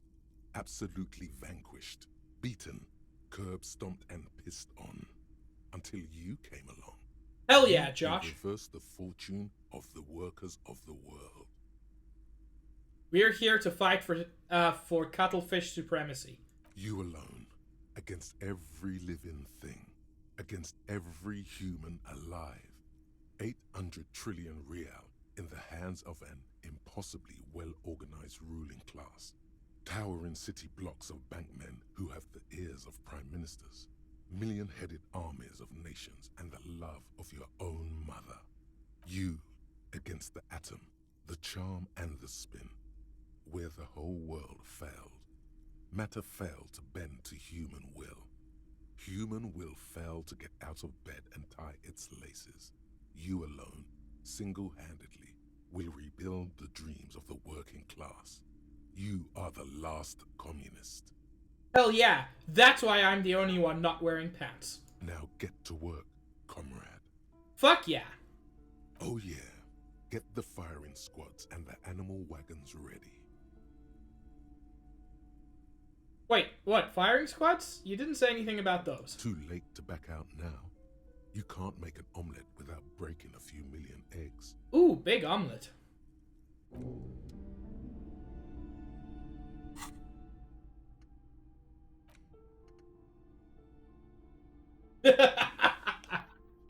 What? So temporarily I lose 2 to visual calculus, which I think may bring me to 0.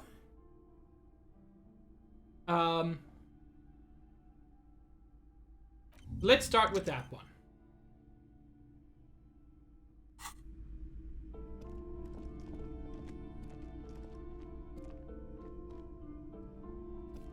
These shelves are overburdened with books from the same series. You see the name Dick Mullen over and over. That's what they called me. Maybe these are books about me. Crime fiction is a disgrace. An asinine misrepresentation of the physical attributes of the arduous everyday work of actual police officers. These books greatly overstate the excitement of police work, glossing over how long it takes to actually follow up on leads and eliminate dead ends. Essentially, yes. Essentially, yes, Wax. Furthermore, they have no idea how hard it is to simply remove a body from a tree.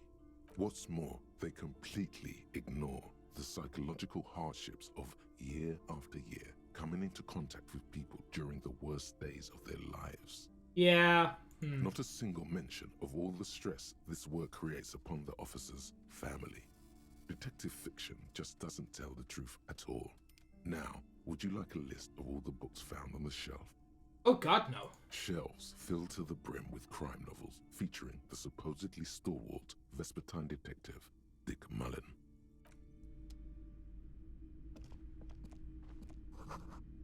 A quaint picture book brochure. Very colorful. It's a tome of fascist magic.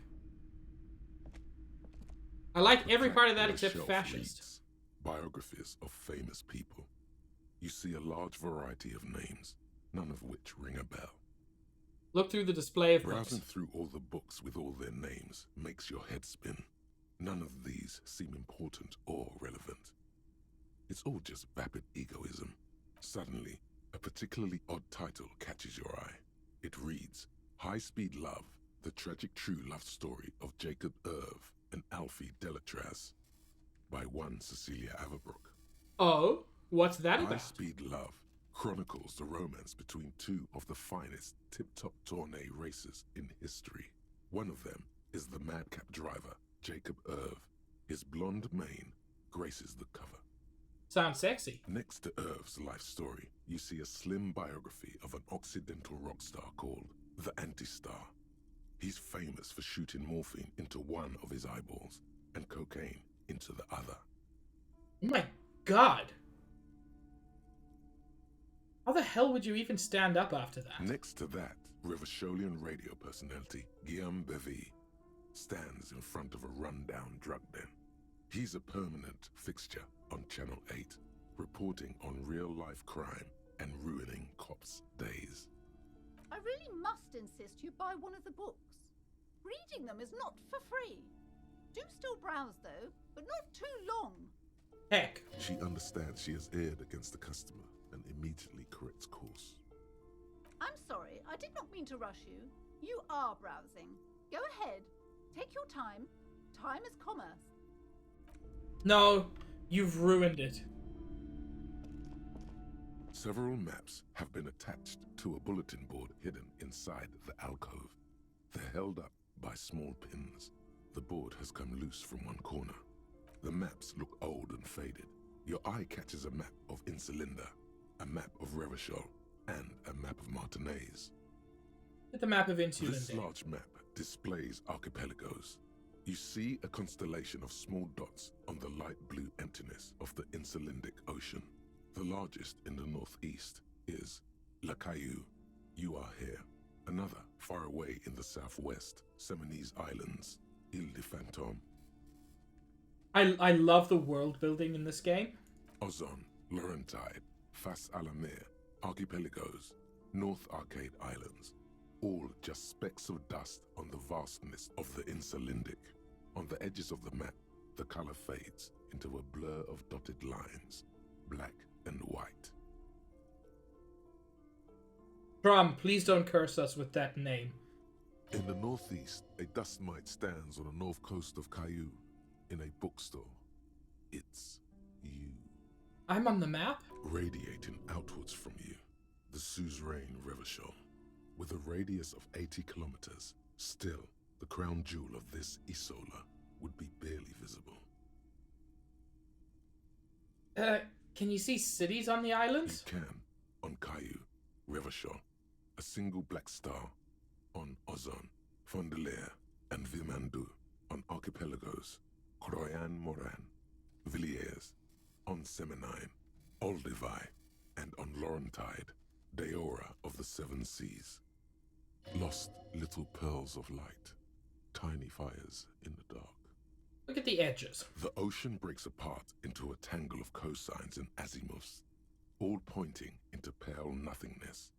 Muindi is the north azimuth. Grad is the northeast azimuth. Samara is the east azimuth.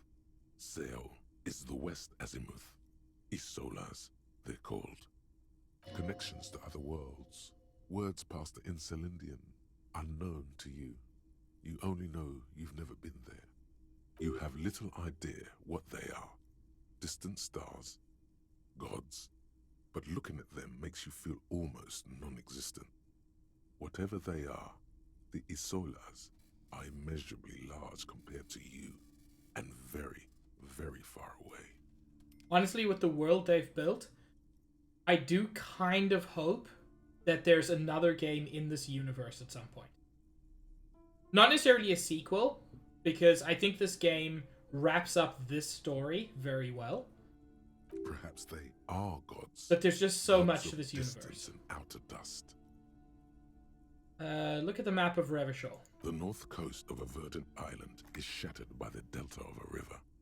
It is the River Esperance. Countless bridges put the shards back together, connecting city blocks to river islands. La Delta says a great artificial heart in the center, teeming with life forms and construction. To the east, rolling hillsides, Le Jardin, Stella Marie, the suburbs of Saint-Baptiste, swallowed up into the megacity. They sound rich to you. This is Revachol East. And west of the river? Hudon. It's somewhere to live. Not bad. Then there's Jamrock. It's bad. People shouldn't live there, but they do. Then Forberg. It's almost as bad, and much larger. Then Coal City. It's the worst. And Martinez? It's so small you can't even see it on the map. No, wait. There it is. North of Jamrock. The strip of coast next to the Greater Revachol Industrial Harbour. It looks downright despondent. It's almost Coal City, to be honest. Yeah, no one here seems happy. No, Coal City is worse. A charred limb. Rain falls on its slick black streets. And then there's the burnt-out quarter in the heart of Jamrock. Is it cold in this bookstore? Or is it just you? I think it's just me. No, this is somewhere to be. This is all you have. But it's still something. Streets and sodium lights, the sky, the world. You're still alive. Look at the map of Martinez. It's not really a map. It's a tourist thing. A picture postcard with buildings on it, drawn from an isometric perspective. A date in the upper right corner says 48. Still, it's detailed. Could be pretty useful for scouting ahead. You see the jagged boxes of an industrial harbor, even the whirling in rags there. Storekeep, can I buy these maps? I'm sorry, officer. The map of Martinez is the only one available. The other two are not for sale anymore. And besides, you could scarcely afford them. They're quite valuable, though they might not look it. The map of Martinez is 90 cents, though. Why is the one of Martinez so cheap? That old thing. It's an out-of-date map of a tourist location that never was nor came to be. From when some design studio people tried to spruce the place up 4 or 5 years ago. They also renovated the horse statue, set up those coin-operated viewers, and designed the new street lamps. What happened then? They didn't get that far, for some reason. A shame the project never got going. Would be nice if someone fixed Martinez up. All these ruins are bad for business. You know, I'm not gonna risk this. I'm just not. I also feel like steal it instead is not a very himbo move. Always good to be informed of your surroundings.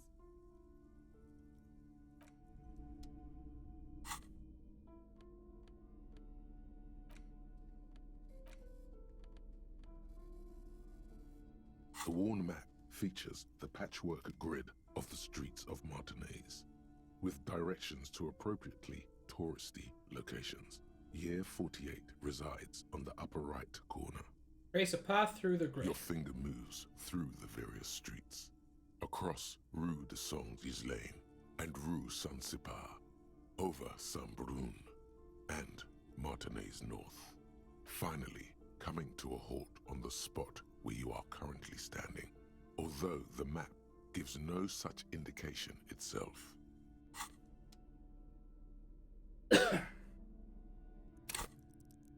Wait.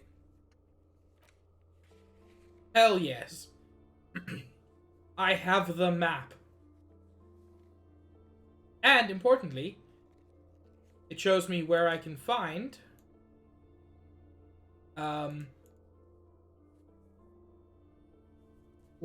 items that I can interact with.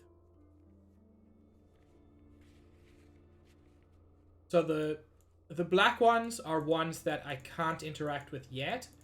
The white ones are ones that I can try now.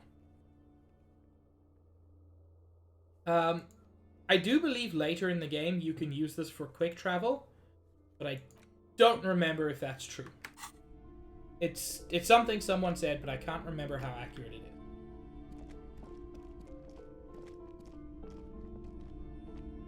Hey, shopkeep, what's back here? You see a set of tattered curtains blocking the way to another room. A strange cage-like trinket dangles from the curtains. Excuse me, officer. The back room is strictly for employees only. What's behind the curtains? Nothing. Now please go back to browsing the books. Don't you feel compelled to look at the books? The books are all you care about.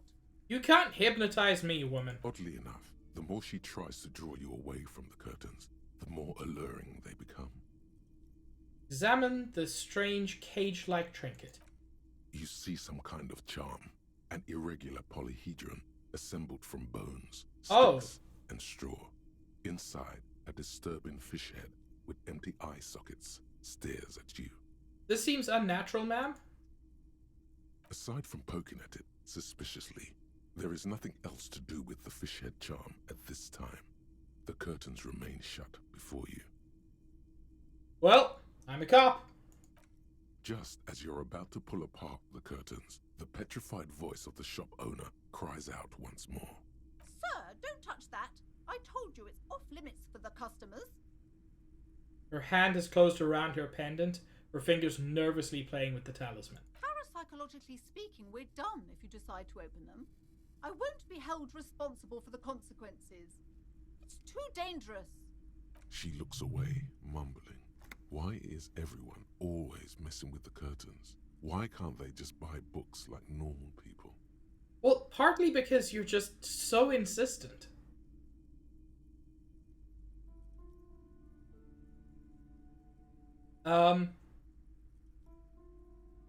I sense this place calling for me. I must investigate beyond the threshold. You do? My god, even more reasons not to mess with the curtains. Just step away, dear sir. I don't care. You can't stop me. I'll open them. No! Please just talk to me, officer. Come here and let's talk this through before you decide to do anything extreme. Look, unless you've got a rancor in there. Rip them open, we say. There is something mysterious about the curtains. Be careful. The curtains, tattered with age and covered in dust, hang before you, as if taunting you. Rip them apart, this time for real. You see a dimly lit room full of dusty furniture and trash. A doorway stands in the back, covered in dozens of scary little cage-like trinkets, your shadow looming over it like an omen. I warned you, you're unleashing forces beyond your understanding. It's just a dusty back room.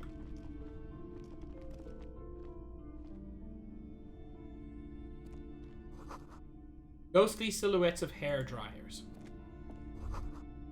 A vaguely androgynous portrait of a man.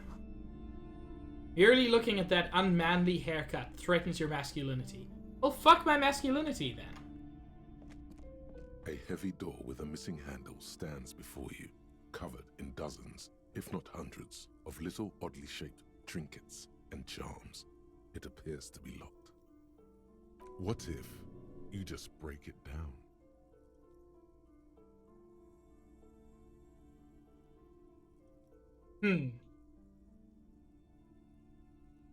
Maybe I should break it down, but not before I strategize. That's right. Take in your surroundings. You need to have a solid ground and a proper posture if you want to succeed. First, check your posture. Steady breathing. Solid core. You've got this. With one shoulder forward, you're ready to smash into the door like a battering ram. Check my surroundings. The room is dimly lit and littered with old barbershop rubbish.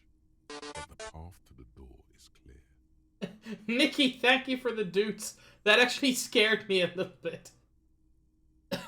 It's made What about of the a door? solid block of wood, but it has stood there for ages. The hinges are old and coated with a carmine layer of rust. It should be doable. Ooh!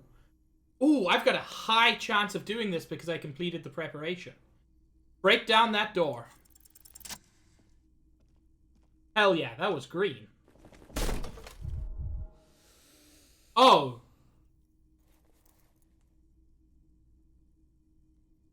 You smash into the wood and see a small crack appear on the door frame. It's going to take one more try to break through to the other side. But you've done it. That was with success. You're not thinking of trying again, are you?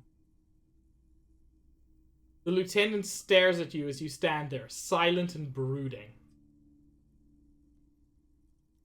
Smash into the door and shout, "Fuck, it hurts!"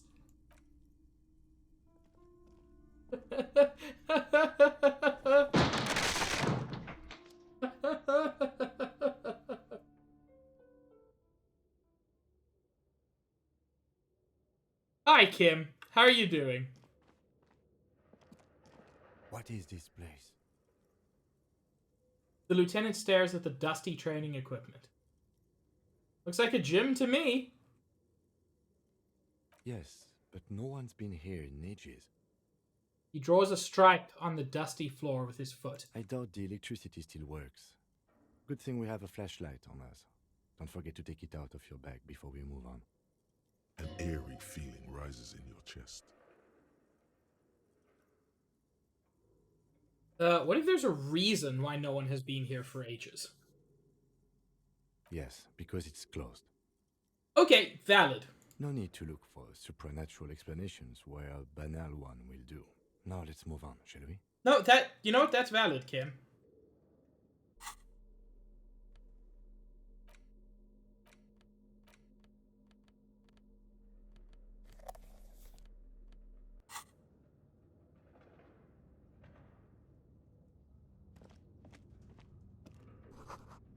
Sand is dripping from a punch bag.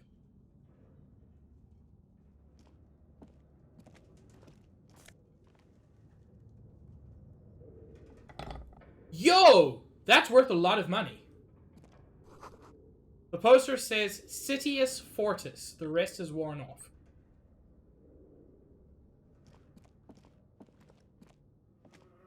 A barbell lies on the floor. The color has worn off its weight plates. It's 60 kilograms. Your triceps hum at the sight of these weights. Show the world what kind of beast it's dealing with. Lift them. Why does it feel so familiar? Is this familiar because I'm a weightlifter? No, it's not that. It's the stale smell of rubber, the squeaky sound of sneakers, your bruised knee against the mat, and a whistle. Then the feeling is gone. Wrestler, maybe? A memory from another life, when you were young and fit. My head hurts. I'm not going to try this now. It's just going to make it worse. I'll come back later.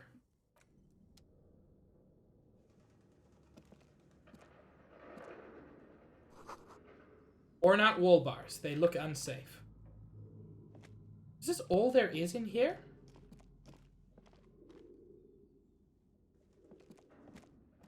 Huh. I could have sworn there would be more. But apparently not.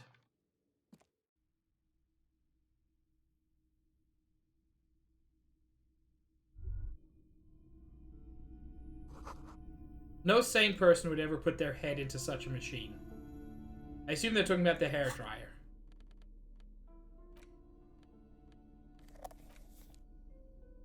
But yeah, the shot put ball, that's definitely worth selling to the pawn shop. You broke down the back door, the wards, the door. It's all gone now. Dark psychic energy leeching onto my shop. Sometimes it's necessary to resort to extreme measures. Also, if you hadn't made it so alluring, I wouldn't have been interested. I suppose it's all over now. I guess there's no escape. What are you talking about? It's just a door. Just a door? This place is cursed, Detective. They don't call it the doomed commercial area for nothing. Just look at the sheer amount of companies that have failed in this house.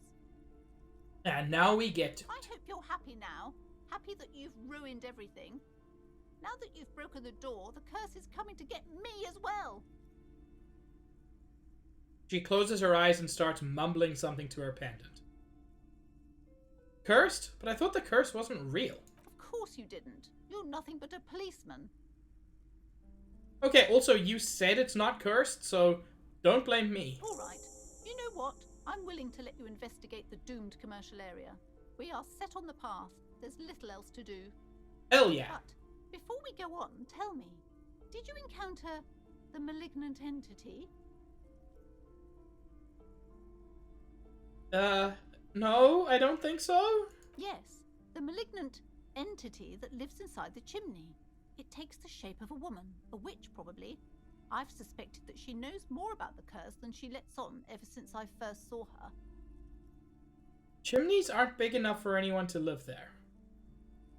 No, this chimney is part of the building's central furnace, and it's enormous. She has barricaded herself behind some metal security curtains. God knows what she's doing there. Probably rad witch things. Witches are cool. Some unnatural magic, I assume. You should go find the entity and ask what happened to all the companies in the building. And do return to me after you've talked to it. I'm quite anxious to know what she has to say about the curse. That's all I can say for now, book peddler. I mean, This does lead into one of, I think, the coolest general areas in this game. But I did forget how much fun it was shoulder bashing that.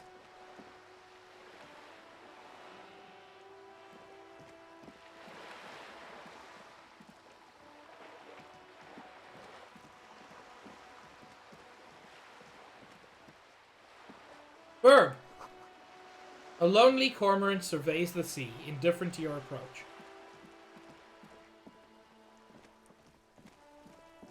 Ooh? It's her! I'll truth stick her. Trying to sneak up on me. Come to slit my throat in my sleep. I don't have any way to slit your throat, and you're not asleep? Pigs come to take me out. Trying to snuff me out. If anything, you're afraid she'll take you out one day. Are you sleeping right now? Don't get fucking clever with me, pig. You think you're so clever. Okay. Ooh, 6 cents. Hell yes.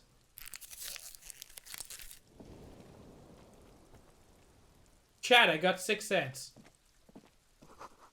A garden hose. This won't be of use until the snow melts.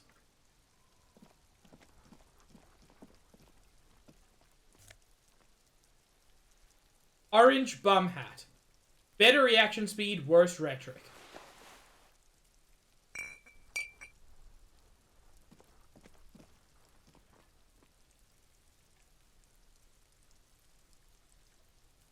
There it is.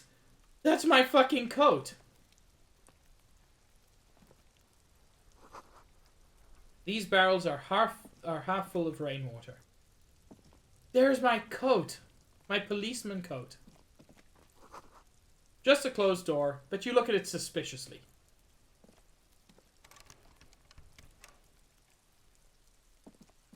Okay, that sound means it's properly closed.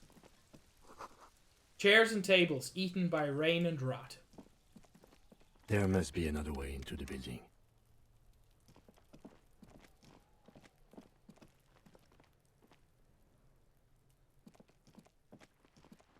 This is a wall on the side of an apartment building. Why am I looking at this wall? Gotta roll double sixes to succeed.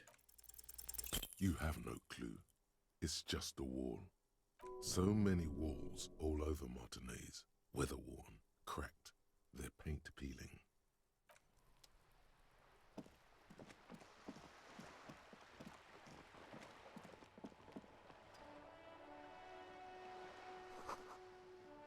Inside, the frame of a motorcycle in repair and the tools used to disassemble it. There's a girl up there. Did she spill the paint?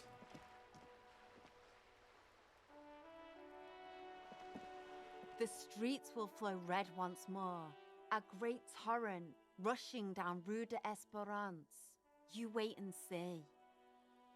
The girl stares at the sailboat by the pier. The streets will not flow red with anything. Who are you? I'm Cindy the fucking Skull. What else do you want to know? Date of birth, blood type, the last time I was tested for Hep C. Let's start with your blood type and go from there. Go where? Accosting a miner? I mean, okay, fair. Listen to your partner, pig man. Keep your grubby hooves off little old ladies. Also, I never assumed she was a minor, but sure. You keep looking off to the side. What are you looking at? The lieutenant furrows his brow at another one of your eccentricisms. Okay, that isn't what it said at all. She nods disdainfully towards the woman performing maintenance on the boat docked next to the pier. Hatred? Disgust? It's difficult to tell which of the two is more present in her girlish features. The woman on the boat does not notice her staring. That is on her. Someone's got to keep an eye on her. Who is she? Probably the Wild Pines rep. We should talk to her. She's a professional negotiator, though. I have the feeling she will be very cooperative while telling us nothing. Ah, one of those. You should take the lead. Ask her unexpected questions, you know? Do your thing. Don't be afraid to get a bit wacky. Throwing her off is our best bet.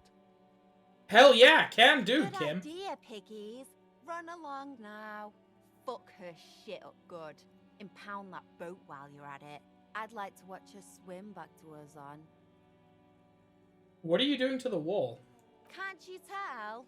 I'm painting a beautiful mural, an aereo graffitio visible from low orbit. I haven't really started it yet. I'm waiting for the right words. So you don't know what to write? Have you ever tried your hand at graffitio? I have not. When faced with a blank wall, most people write unimaginative stuff, like pigs go home and Mono is here. Yeah, seems about right. We rarely see pigs round here, though. Just union cats. And my name's not Mona, so... You know, fair justifications on both sides. She wants it to be something true and total. I have an opinion on this. Want to hear it? Yeah? I love public art. Don't mind us. Keep doing what you're doing. Thanks. I'm sure the inspiration will come to me now that I have an official RCM stamp of approval. It's not official RCM. It's official pantsless hobo. Understand where this is coming from. You've lessened her desire to deface the building. Oh, that was fantastic. You know anything about the recent murder? I ain't no snitch, pigstein. Go forth and forage in someone else's shit. No shortage of squealers in these parts. Okay, Actually, I guess. There is a shortage of people who talk to us in a normal, calm, informative manner. Yeah, that number has so far been somewhere between 0 and none. We weren't put on this earth to make your life pleasant, fucko. So, you won't talk about the murder, but maybe you can tell us something about the murder victim's missing armor? What do I care about some fucking tin eggshells? Isn't armor art for the, body? Ugh, alright. Sad piggy. I'll give you this one. I saw a little girl in the fishing village running around with military-grade handwear. Looked cute as hell. If you haven't been there, the village is a shithole down the coast from the main plaza. Have a good time! And there's a little girl wearing the gloves there? No. That's all the snitching Cindy the Skull does for today. Actually, I don't even know why I told you what I just told you. I have a weakness for animals. It's the animal thing again. Damn it. You know what? If that's how I get info out of you, that's Or fine, a Cindy. weakness for police officers, miss. Thank you either way. Catch you later, Cindy. Watch your back, ungulate. You've got eyes on you. Yeah, 2. They're in my skull.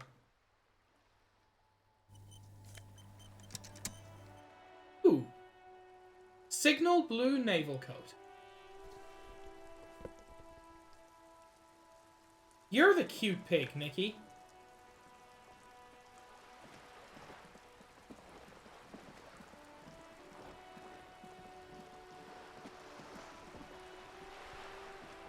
A striking woman leans against the cabin top of her A sailing pig! boat, So smiling cute. as you approach.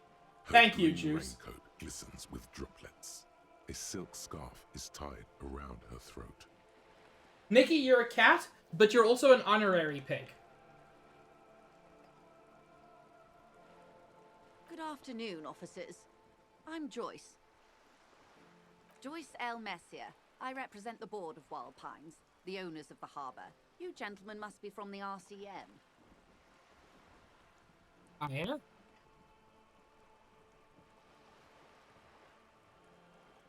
Joyce L. What does the L stand for? Beaton, my maiden name. RCM. What is that? I'm a little foggy here. I meant you, the Revachol Citizens Militia, the police. What gave us away? Nothing, honestly. I've said it to every drunk in town, and you're the first one who's responded. Oh, you assume I'm drunk just because I'm obviously drunk and also not wearing pants in public? Rude. What is implied here that you're a drunk? Shake her I'm hand. glad to see you here. Her grip is tight and cold. I was dispatched to handle a strike, not a lynching. Anything I can do to assist the RCM in this matter, I will, gladly. So speaking about that, you're rich, right? That is good to hear, madame. My colleague will take the lead on this interview. I should let you know that he is recovering from an unusual medical episode. Very unusual. But I can assure you of his ultimate competency. That's a lot of confidence to have in me, Kim. I appreciate it. How interesting. I wish you a swift recovery.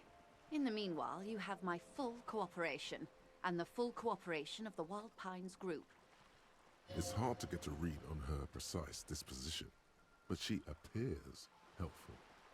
You're on a motherfucking boat. Why, yes I am. She looks at the deck under her feet. Green and white sails flutter overhead. Does she have a name? The boat? No. It is called Cordelati 19, because that's the type of sloop it is. Okay, so she's not emotionally attached to the boat. So if I burn it down, she's not going to hate me. The word "it" feels strange. Such a beautiful boat deserves a proper name. A breeze ripples through the sails and tugs at your hair. Below, the sleek, fish-like shape of the hull parts the water. Beneath that, a resounding darkness. You're reminded of something. Or someone. Yeah, I'm reminded of Subnautica. Cool, but your boat really needs a name. Okay. How about Cordelati 19? Why? Because it was manufactured in Revachol East by a company called Cordelati, and its hull is 19 paces long. What about the sleek fish? What? Because it's sleek and fish-like. I think I'll stick with the factory name, but thank you. Fine, how do you like My it? sloop? I like it a lot. It's the eel's hips, baby. Oh, and sleek fish was so... I'm enjoying this part of the interview. It has so little to do with the murder we're investigating. Kim, you told me to be wacky. I really do, the lieutenant thinks. Is she thrown off yet? He's looking at the woman. Oh! Oh, he was completely legitimate about enjoying it. Not a lot of people on boats, are there? There are. We're on an archipelago. How else are you supposed to get around? Wait, we're on an archipelago? Yes, we are. We are on Le Caillou. Still, I haven't seen anyone else sail a boat around here. I haven't seen anyone else drive a souped-up Capri Kenema motor carriage either. Okay, fair. Actually, that motor carriage has been specially issued to serve as a patrol and pursuit vehicle. It's for crossing long distances in the greater Revachol industrial harbor. It's not a toy. Neither is this. A toy, I mean. It's a machine for crossing long distances in the Bay of Revachol, between the city and the islands. She's having a good time arguing against the law. Too good, perhaps. You have a license for this boat? Officer, I assure you I'm a highly qualified pleasure craft operator. Not actually the question I asked. The crowns of her teeth are porcelain, white as the boat's hull as she smiles. Qualified pleasure craft operator. So charming. Where's the damn license? Can I see your license? I just renewed its safety inspection last month, officers. It is completely seaworthy. In fact, it's taken part in not one, but two insulindic regattas. Even finished once. Still need to see a license, ma'am. Actually, you don't. What do you mean? The Wayfarer Act specifically denies the RCM the authority to demand anyone's operator license. It's a little-known fact among us law officials.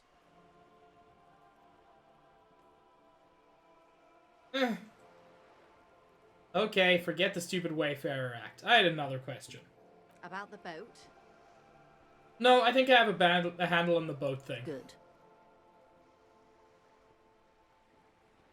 You seem rich. Can I have some money? Is what you want to say, but it isn't that easy, is it? What? Why not? Look at that lady. Take a gander.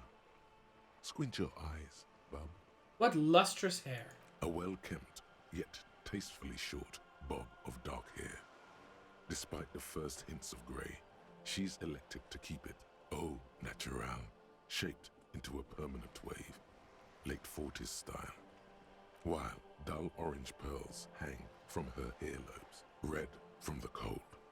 Her light green eyes scan you, full of knowledge and worry. Wealth and all its possibilities. Yeah, so? Now look at you. You misery-clad simian. Barely able to tie your own laces. Your armpits are lakes. A scythe of booze precedes you. Your hair sticks to your forehead, and your underwear feels uncomfortable. Look, my underwear feels better than most people's because it's not my underwear, it's just my wear. It's only underwear if it's under something else. You're poor. Poor as balls. You can't ask this person for money. You're too...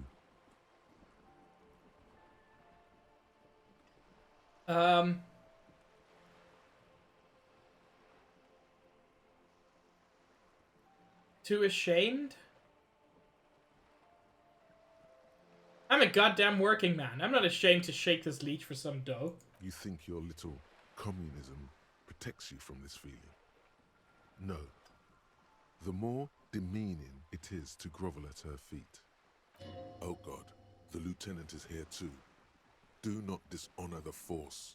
God damn it. As I was saying, if there's any way I may be of assistance, please don't hesitate to ask. Okay, 72% chance. Can I have some money? Voila. Hell yeah. Really put your back into it. Yell it from the top of your lungs. Can I have some money, ma'am? Help me, I'm poor. I need money to keep living. Ah, yes, of course. I'm sad to hear that. How much do you need? Wait! Wait, she's just gonna give me cash? Hell She's yeah. surprisingly nonchalant about this. Could it be that she somehow knows more about your predicament than she's letting on? I would like 0.1 cents. I mean, I want to say 10,000 real. And that's himbo dumb, but it's not himbo kind. 130 real will get me through for a while. That's a good sum. Not too small, not fantastically large. She reaches into her raincoat and pulls out a zip bag. In it you see paper notes arranged like black gills. She removes a few notes and hands them to you. The paper is cold and oily to the touch. I have living money! Whoa, whoa. Did you see how easy that was? Ask her for more. Toot toot, train to Moneytown. Nay, 'twould be dishonorable, and mine honor is my life. Cool! We're medieval now. Can you eat honor? Are you an omnivore? Give me a break. Chat, they said vor. So, I hope I didn't just bribe you, officer. It may not be technically illegal under the Emergency Act, but still. I'm still getting my head around this whole money concept. You were just helping me out. You're right, ma'am, that donations are permitted under the Emergency Act, unseemly as it may be, as long as they are properly logged with the precinct. Which we'll do, I guess. Which he most certainly will do. Now, how else can I help the RCM today, besides supplementing its salaries? Tell me about Wild Pines. What do you do? What we do? I'm afraid I don't speak for Wild Pines as a whole. It's a giant undertaking. So what do they do? The Pines' core competency is logistics. Container shipping, freight, that sort of thing. See those airships there, blinking? Those are the shipping side of things. Shipping with airships? Fuck yes. And that is the terminal. Another subdivision deals with energy, oil and gas exploration, offshore platforms. How much money does Wild Pines have? I'm not at liberty to discuss the company balance sheet, but I can tell you that last year the company booked more than 20 billion real in revenue. Okay, sounds like they can pay their workers better than they're paying them. A billion? What exactly is a billion? It's a number, officer. A big one. What is it made of? It's made of 1,000 millions. A million is made of 1,000 thousands. The money I owe is so much less than that? Yes, past a certain point, numbers begin to seem imaginary, but they are quite real for the 72,000 employees who depend on Wild Pines for their paychecks. A conglomerate the size of Wild Pines is like a shark. If it stops moving and growing, it will die. Then what becomes of those 72,000 families? It is a tremendous responsibility. Like a shark? Nikki, they said the word. Where does Wild Pines get all those billions?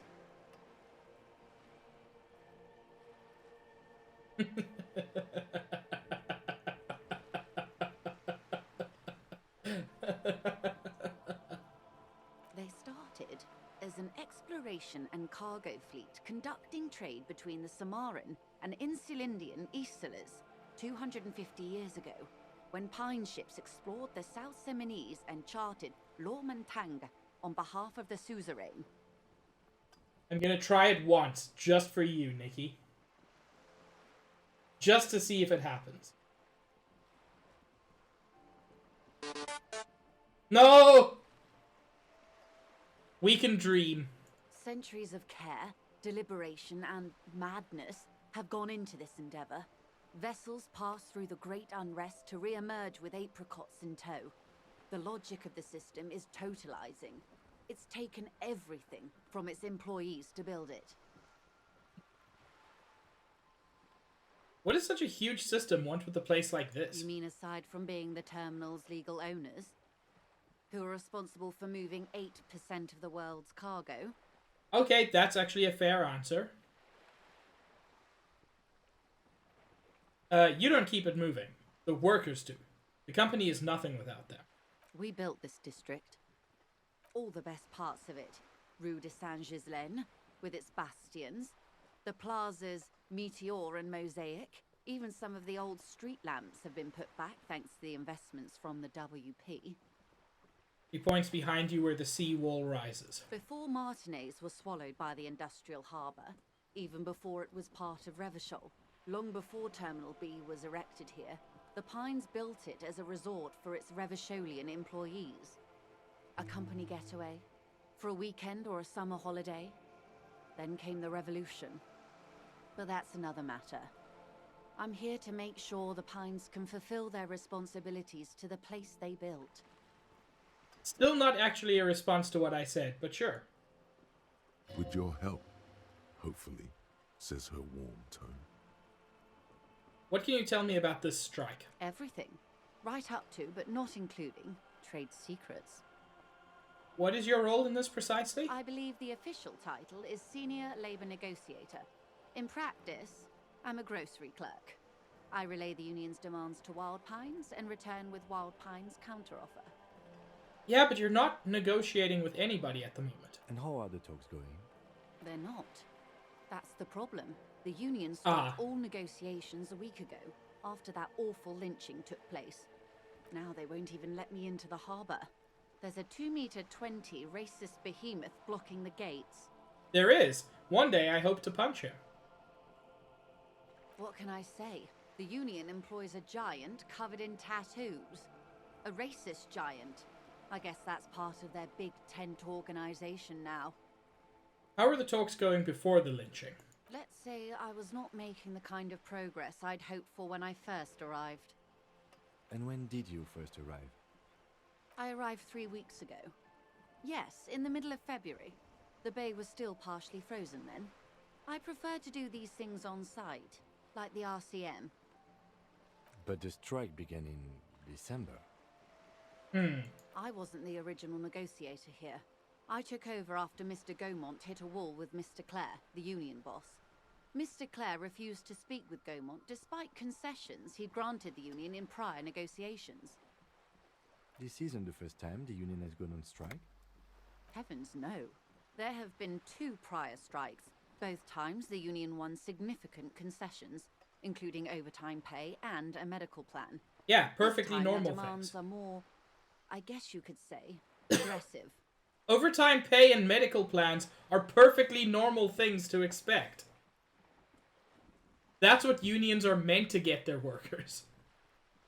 What are their demands? There are leaflets everywhere and banners. What did they say again? Oh yes. Every worker, a member of the board. I don't know what to think about that. Fortunately, they explained it. Every time the Wild Pines group makes a decision about anything, it needs the signature of each of the 2,200 workers in its Martinez terminal. Ah. That does sound like it's just a way to slow things down. That's why you have representatives. Just so you understand, this is but one of 22 terminals owned by Wild Pines. Essentially, not only are they kings of the company, they are also kings of the 72,000 employees of Wild Pines Group. The king is dead! Long live the workers! That may well be. It's not up to me to decide who is king, but as negotiations go, it's not a swell start. But no, all joking aside, that's a pretty insane request. I'm not sure. Naturally, I assume that was just their opening position, a hard-nosed tactic with a side of mockery. But there's been no follow-up, just the same nonsensical slogan repeated over and over again. And now, people are getting lynched, I hear. Behind the whirling in rags, a disastrous situation if there ever was one. Excuse me, from whom did you hear about this lynching? Yeah, good question. I first heard it from the bowyer at the gates. The one whose very name advertises his aversion to work. I think he said it was, "Call me mañana." Oh yes, him. This checks out. The scabs at the gate, did you put them there? The scabs? You mean the huddled masses of Jamrog, come to plead for work where the union refuses to? If they were organized by Wild Pines or its affiliates, then it would be a company secret. I could not share it with you. Not right now, at least. Okay, so that's a yes. Tell me about Mr. Clare. Everard Clare is a man of the utmost integrity. If you can say one thing about him, it's that he always puts the interests of the workers first. Really? Of course not. Everard Oh. is fantastically corrupt. I imagine he has a thick, viscous goo where you and I have blood.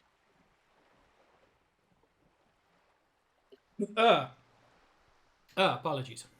Say He nothing. is the most corrupt individual I have ever seen, and I deal with men like him for a living. If there is anyone more venal, more irredeemably nepotistic, then it's his twin brother, Edgar. Wait, there are 2 of him? Yes, Edgar looks exactly like his brother, except for that lazy eye. He also talks exactly like Everard does, and when one's term as foreman is up, the other takes over. Ah. So they always get to be in power. It's how they circumvent the term limits, you see, with a funny little switcheroo. While in office, they've embezzled God knows how much of their workers' dues. Okay, union good, union leader shitty. What about the union itself outside of the Brothers Clare? The Débardeurs Union was once a perfectly normal institution. 20 years ago, anyway. It must not have been easy to establish under the Emergency Act, but they did it. I can respect that. Organised labour at its best, as they say. Then something happened in the local chapter elections. The Brothers Clare came and transformed it into a... how do you say? A mob. The Débardeurs are a crime syndicate. Sad as it may be, I suspect we'll be forced to cooperate with them. Refreshingly honest, officer. The company has tried appeasing in the past, but I'm afraid our concessions have only emboldened Everard and his brother. And your opinion, detective, if I may ask? I'm a curious and talkative person, you see. Would you say the Débardeurs Union is... Union's good, this union's shitty. At this point, they have become more a mob than anything else. Thank you for being candid. Sadly, Wild Pines have cooperated with what amounts to a crime syndicate for 2 decades. However much you feed the wolf always hungers. One more thing. You said something happened in the elections? I'm glad you asked. There was a woman, the previous forewoman of the Union. She disappeared. That sounds wholesome. Disappeared? Yes. On the last day of the local chapter elections, her daughter phoned in and said she wasn't running anymore. Or coming to work. Ever. End of story. Some kind of extortion, probably. Indeed. The company suspects foul play, but there's nothing they could do. It was a union matter. The point of the presentation is, these kinds of things happen around the Clares. Watch out when you're dealing with him. I mean, thank you. Thank you for your concern, ma'am. We'll be just fine. That's all I need here. Let's change the topic. Of course. How else can I help? What can you tell me about the lynching? Quite a few things, I'm afraid. The information I'm to share with you includes sensitive trade secrets. For the sake of my employer, I have to ask for your names and badge numbers. Of course, ma'am. We should have introduced ourselves. I am Lieutenant Kitsuragi from Precinct 57. So, awkward thing about my badge. And this is my colleague from Precinct 41. I'm afraid he doesn't have his badge at the moment. I hope mine will suffice. How curious. Why is that, Detective? Awkwardness washes over the conversation. The woman doesn't like this turn of events. Remember when my partner told you I'd recently suffered from an unusual medical episode? I lost badges related to it. I see. So, are you saying you lost your badge during the course of this episode? It's like Trump says. Badges are a construct of the patriarchy.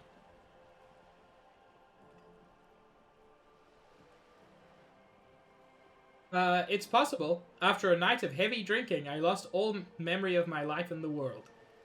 Oh, too dumb to lie. Oh dear. I suppose this does explain some of the more curious turns in our conversation. Well, yeah, I don't know anything. As I said, ma'am, his technique may be very unconventional, but he is an officer of the RCM. Hell yeah, Summer. Burn it all down. Of course, I sympathize. But I'm afraid I simply can't share anything more until I've seen that badge. That's honestly a valid thing. She's a professional negotiator. She should be open to some sort of mutually beneficial arrangement. 72% chance? How do I negotiate my way out of this? I'm gonna try that. Feelings Nope. will guide the way. But madam, I need to know about this lynching. It's very important to me. It's the case I'm solving. I assure you, it is no small matter for me either. We all share the responsibility for disarming this situation. I hope you have a badge for me as soon as possible.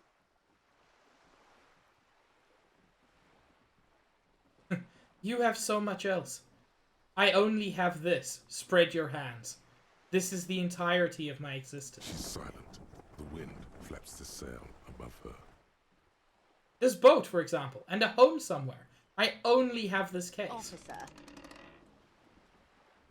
The carbon fiber hull creaks. I don't remember anything except this lynching. If there is only this coast and this lynching. You know, I don't mean to sound cold, but if you want something, you have to give something back. More than just guilt. You're doing it. Despite your own best efforts, you're still getting it. Somehow. I'll be frank with you. If I'm going to break protocol, I need to be able to justify it to my superiors. They're going to want to see something tangible. Like what? The Union is conducting drug trade out of the harbour. It's an open secret in Martinez. Surely it must not come as a complete surprise to the RCM either. Perhaps it's time to look into it. Or you can find your badge, which honestly seems like a lost cause. It does. Detective, a word in private before we continue. Excuse me for a moment, madam.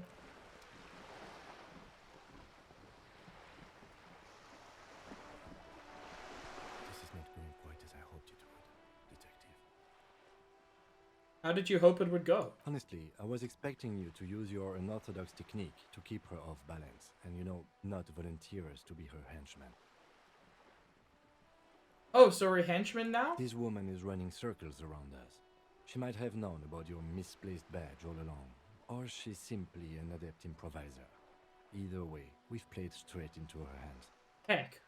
He doesn't let it show, but there is a limit to how much the consequences of your unprofessional behavior can cost the investigation. I'm sorry for putting us in this situation. I'll handle it. It would not hurt if you tried more in the future, yes. Let's get back to her then. You're back. Good. What can I help you with? Okay, tell me about this alleged drug It's quite trafficking. straightforward. Someone is using Terminal B to smuggle raw ingredients from the Samar and Isola into Revachol with the Union's blessing. Wild Pines has suspected it for years. Ingredients for what, ma'am? Meth and dextroamphetamine, GBL, and various synthetic psychedelics. Honestly, it might be quicker to say what you can't make from the stuff. Let me get this straight. The materials come from Samara to Revachol through the terminal. Yes. After they clear the terminal, we lose track. The actual production is taking place at various sites in and around Jamrock Quarter, north of here.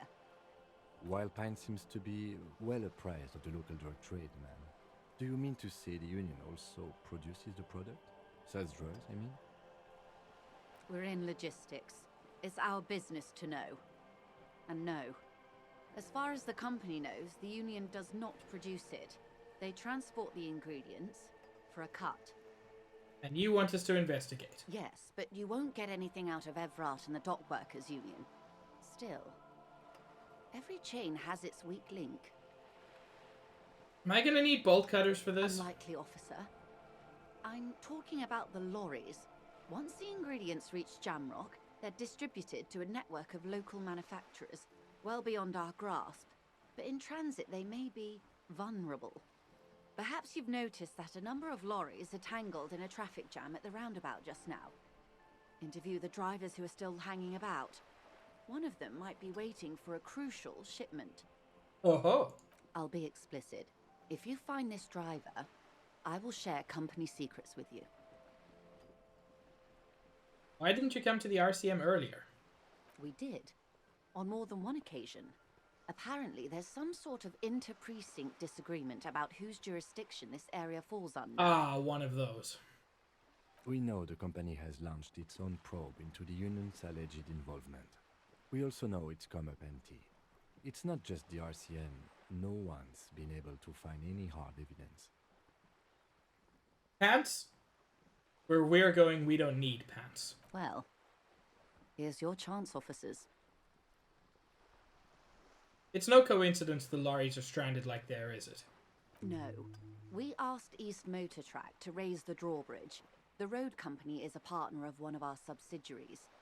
However, this is a limited time opportunity. Once the complaint has been processed by the Trade Committee, they'll have no choice but to lower the drawbridge, and the operation will continue. Thousands of litres of raw ingredients will pour onto the streets of Revachol. Not the east across the river, but the west. The vulnerable, the weary. A cold breath rushes in from the bay, making its way down the alleyways and potholed streets. From Martinez to Jamrock, in the traffic you hear the clinking of glass vials, concealed beneath tarpaulin. Or is it just your teeth chattering in the cold? Fucking misery. A lot of it. It comes in from large Samaran factories in South Safre, Sigai, and Sinyao. The literage they must get from this terminal alone must be oceanic. Well, at least this solves one mystery. What is that, Lieutenant? Oh, yes? Why I had to call East Motor Track and beg them to open a drawbridge for me. I'd wondered since I first drove in, on my motor carriage. Ah. I am sorry for the inconvenience, Lieutenant Kisaragi, but we need them trapped here. This is a unique opportunity. I'm sure you understand. What proof do you have that the Union is How involved? do you think they're financing this strike? There are thousands of unpaid dock workers going strong for the 4th month straight. Ah. There was a shakedown of local businesses preceding the strike. Many were squeezed to bankruptcy to fund it. With all due respect to these desert cacti, the contents of a few cash registers cannot provide for 2,000 men. The local businesses can scarcely provide for themselves. Do you think the strike is being funded with source ingredients for drugs? Precisely. Smuggled out of that very gate at night, most likely, then loaded onto lorries and driven to Jamrock. You simply need to find one driver who will open up to you. It sounds like she tried looking into it herself, but she's clearly not the type your typical lorryman would confide in. Yeah, because she is a rich, prim lady. Okay, I've made up my mind about the smuggling investigation. Yes? We'll take this case, probe the driver, see what it yields. Excellent. According to my reports, there are at least 3 lorry drivers lingering near the roundabout. Hopefully one of them will know something. It may come to nothing, or it may just blow the case wide open. I can keep the drawbridge up for a few more days at least. You should have the time you need. In the meantime, let me know if there's any other way I may be of assistance. Do you know something about these tattoos?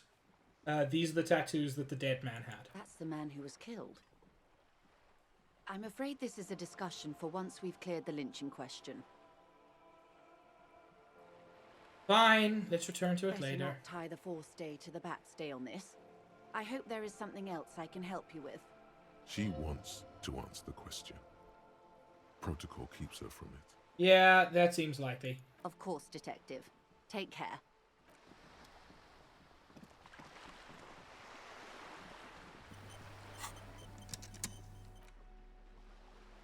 Oh yeah, I got a bunch of new items. I'm not currently wearing a hat. There. Now I look like a proper hobo. This jacket gives me esprit de corps. This one gives me suggestion, but less half-light. Suggestion is more useful overall.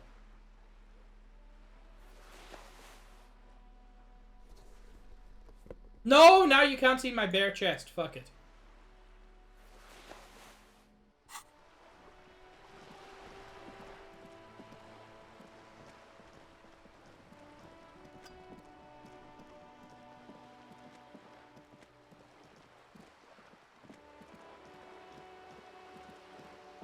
Absolutely, Trom. The jacket that goes beneath, below the knees is technically speaking, it's just another kind of pants. You hear the distant squall of seabirds. Also, now, very importantly, whoops, wrong one. I can pick up bottles for recycling.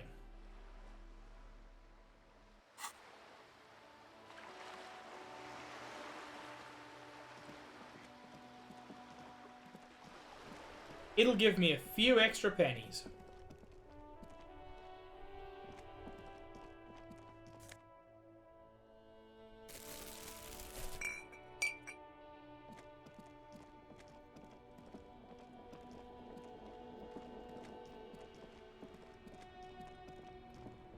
I'll chat to you later. There are more things I want to pick up first. Ooh. A sewer grate. A gateway to the river of filth. I don't even see a sewer grate. Oh, what? What is that? Ooh, gives me some health back.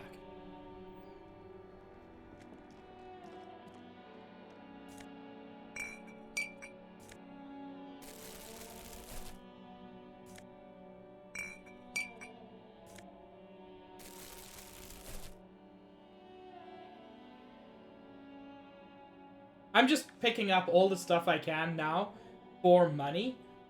Because honestly, there's kind of no reason not to. Hello, hello. Let me know if I can help you with anything. There's something I'd like to sell. Let me have a look.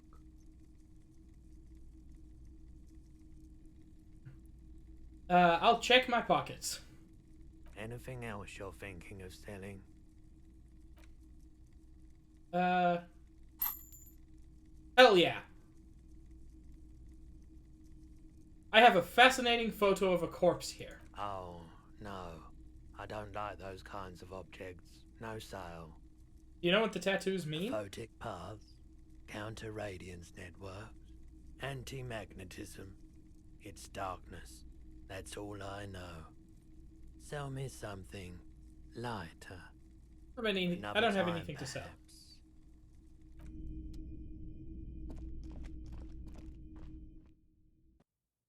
You know, I feel like the moment you manage to get money from Joyce? The moment you manage to get money from her is really kind of the moment that it feels like you're not in the worst possible position. Because up until that point, you're definitely in the worst position. Although, admittedly, I am going around picking up garbage to make a few extra cents. Hot air rises from a sewer. Sour, acidic, and strangely comforting. Sure, not a word I would use. For literal sewer gas.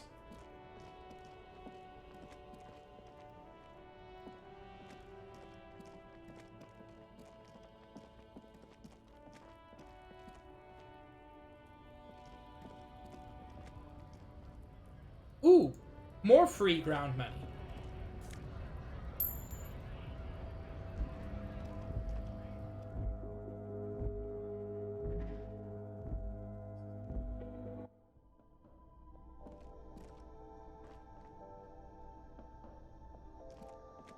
The tear machine stands in the corner. A sign says, 1 bottle equals 10 cents. Your bottles clunk into the machine. And Hell money yeah. appears with a satisfying jingle. You're a richer man now. You're 100% sure you got special Hobocop money for that tier. At least 100% extra tier money. If the numbers on the machine told you otherwise, it's a lie. The big advantage of being Hobocop. You get more money. Now my bag's empty again, but that's fine. Because I can actually buy a raincoat. You see several packaged raincoats fill a low shelf beneath a display of croissants and juice bottles. The raincoats are transparent, except for the big Fritta slogan on the back. Here you go.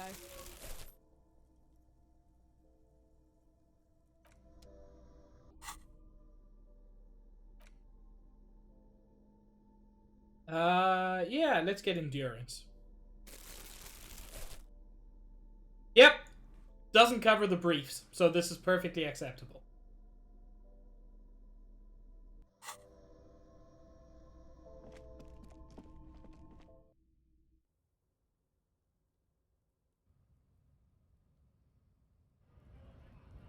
I am going to be wrapping up stream soon.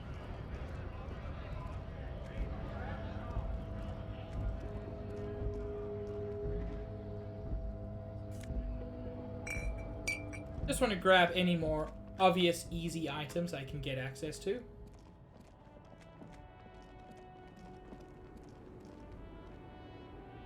Ooh, I didn't look at this before. A white tank top that makes me better at doing physical things? Hell yeah! When it eventually comes time to punch a racist, I'll be slightly better at it.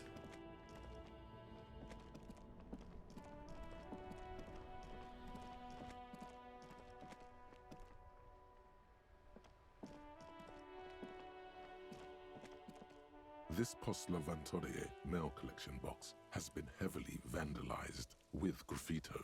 A closer inspection reveals 2 bullet holes in the front.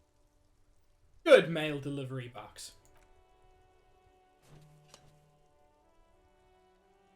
You're doing your the best. Box seems happy. Eat shit, pig. fucked by the coon, and St. G with a crown have been scribbled on it. Jenny is a whore, and best set mailbox also. Been there, post-love into your mail collection box. Been there. The mail collection box seems cathartic. Thankfully, then, so do you. You shudder, then you swallow. My morale got better. My morale got better for being nice to the mailbox. And then suddenly, you see it. Over all the other graffitos, someone has, using the tip of a very sharp knife, cut the words, Revachon forever. Oh god, this game's wonderful. Ooh, a thing I didn't notice before. An old call box with a matrix of push buttons lists all the companies in the East Delta Commerce Center.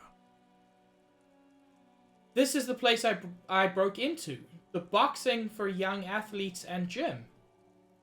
Ooh. All you hear is static, but no one answers the call. Oh. An off-key melody starts playing after you ring the doorbell. Then a woman picks up the receiver.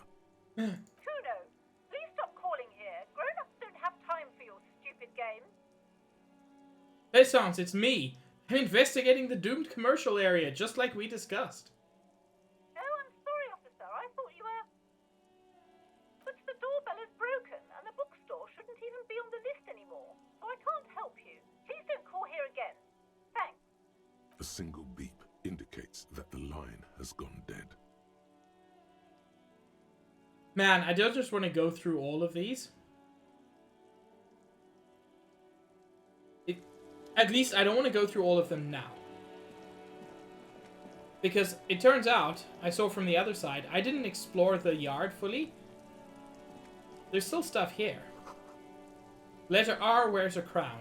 On the ribbon below, a light above descending. Yes. Free shit. This trash container is locked. The sliding lid has a padlock that says, whirling in rags. There's something in there, not necessarily connected to the case, but still. Why am I looking at you, trash container? You're just a trash container. The body is downwind from here. Maybe you prefer the smell of garbage to the smell of death. Lieutenant, what do you think could be in there? Trash, food waste from the cafeteria. They lock these containers to keep the derelicts from flocking in. Could be evidence too. Seems like a reasonable assumption. Mm-hmm. How do we get the lock open? Hell yeah, Wax, I'm proud of you. You could try using a pry bar. The one you took from my motor carriage, or... Did someone say pry bar? Fuck yeah, pry bar!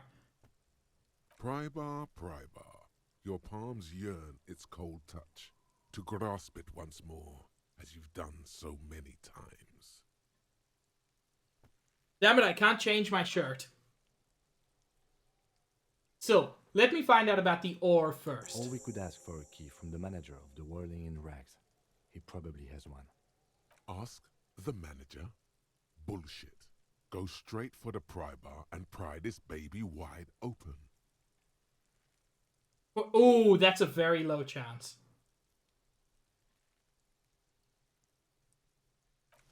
Let's see if it gets better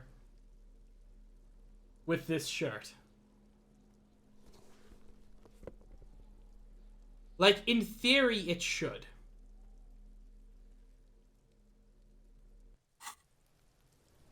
This trash container is locked. The sliding lid has a padlock that says, whirling in rags. I'm gonna try for this. You stick the pry bar into the fissure beneath the lid and push down. It doesn't take much force. With a satisfying crack, the metal gives way. You can open the lid now. Chad, I'm the best. Don't. Maybe you shouldn't. Maybe you shouldn't. Of course you should. This is your time to shine, Hobocop. Dive into that dumpster for extra content. Oh, extra Hobocop content. Didn't I just have a premonition that there's something in there? But you won't like it. Sweat forms on your brow. Your hand is still on the lid. Open the lid. The smell of rotten food rises to greet you. You see soggy cartons, dirty rags, and organic waste. We're just in time. This hasn't been emptied for over a week. Look under the boxes of cartons. You see milk and egg rest with one broken egg in it. Some pasta wrapper. Picking up the soggy packages somehow feels familiar. Yeah, I'm a hobo. A box falls into pieces in your hands. Batiste Soleil cereal. There are plastic pasta packages below. And turbo noodles. Nothing of note, however. Pick up the rags. Among the threadbare kitchen towels, something catches your eye. A pair of denim trousers. Illegal pants! As the legs of the slime-covered jeans begin to unspool from the garbage, a rank corpse smell fills the air. The victim's clothes? Cadaverine odor is faint. If these belong to the deceased, they were removed when he was still in the early stages of decay. Interesting. Drop them in here, officer. Lieutenant produces a black plastic bag marked evidence from his pocket. Guitar marked blue jeans. Pockets empty or emptied. He wore them with a belt, too. A white belt. The loops appear stretched, but... He looks into the container. The belt is missing. That's it. Do you see anything else in there? I have another bag here. Something slimy catches your eye. Slimy? That's just up Hobocop's alley. A drab, long-sleeved shirt, olive-colored, appears from the food waste, dripping with pus. Ick! This is a military-type overgarment. No label or serial number. This is the kind of rib-knit shirt that's worn over light armor to conceal it in an urban scenario. Anything more? The rest of the rags are just kitchen variety waste. Just garbage. That's all, I think. All right. We should go to Gart again and ask if he knows who put the clothes in the trash. It could be as simple as someone from the hostel cleaning the yard. Or that one. I'd advise against confronting that force. Yeah, last time I tried to fight Kuno, it went badly. You think someone from the Whirling might have been involved? Not really. All we know is the victim's clothes are in the trash. The lid was locked, and his establishment had the key. It's just a small loose thread. But a thread worth pulling. We need to ask the kids who put them here. What's he on about? Kids? You hear that, Kuno? He thinks you're an infant or something. No, but you are a child. See? Okay. The lieutenant nods, then looks back into the trash container. Search the food waste. It's just organic waste, cold and slimy on your hands. Apple and potato peels, mostly. Unidentified sludge, and the occasional chicken bone thrown in for good measure. But hey. This is why you wear gloves, kids. Nothing. It's nothing. Nothing more to see here. What's this? What's what? A blue piece of plastic sticks out from the apple peels. It's shiny. Looks like the corner of something. Is it a badge? Something larger. A clipboard. Oh. A blue plastic clipboard with moist papers hanging from it. They look badly damaged, but you can still make out forms and notes. Oh god, this is a man's handwriting. These are the notes that I threw away, probably. Officer, is that your paperwork? I don't know what this is. It is. Look, the plastic has the RCM street grid on it. You've even got an autopsy form in there. A miserable-looking slip of paper sticks to the board. If you don't mind my asking, how could you have let the paperwork end up in the trash? Together. It is coming together, Wax.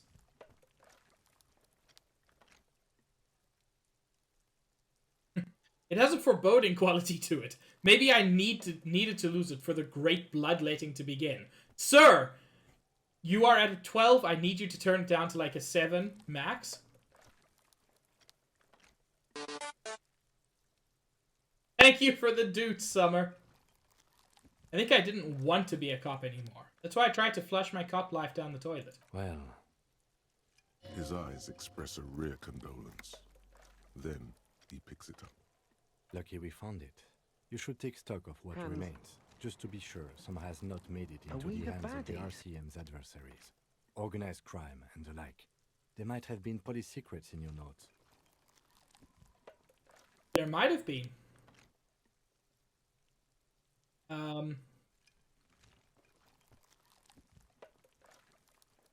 I take orders from Kim because Kim's the best. It would also not hurt to start taking notes on the case. Now, tell me what your eagle eyes see. Or are we finished? Dig in Hobocop style for extra content. Wow, an Armistice caliber 50 knock cannon. Half wrapped in paper tissues. So shiny.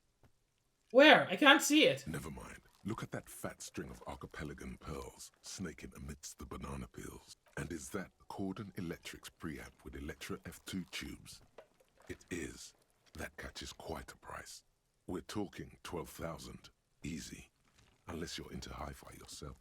I'm into hi-fi. That's too bad, because none of those things are actually in there. There's just food waste and crisp wrappings. A cruel jest. There must be something. All you see is a broken mug with a racist depiction of the Yellow Man frolicking in saffron. An antique? Only in its social sensibility. Take the mug. Mm-hmm. No. Him. I think it might be evidence for a thing. The container sounds a muffled gong. That's one thing off the list. I think we got it all. And with that, I am going to save and call that a stream. Thank you all so much for joining me. This game continues to be wonderful. Even on my second playthrough, there are new things all the time. It's genuinely wonderful, and I cannot get enough of it. I'll be live on Twitch again on Wednesday at 5:30 Eastern Time, where I'm going to be starting a brand new series, which I'm quite excited for. I'll reveal what that is when the time comes. But yeah, I'm quite excited for that. Wednesday is probably going to be my only stream next week because I'm moving house and I won't even have internet for several days. So, we'll see how that goes. I'm thinking of raiding Chen. Mostly because Chen is wonderful. Summer, I finished Undertale. It's fine. Like, we don't need to keep playing Undertale now that it's finished. I love it. But it's done. But yeah, thank you so much for joining me. This was an incredibly fun time for me. Whoops.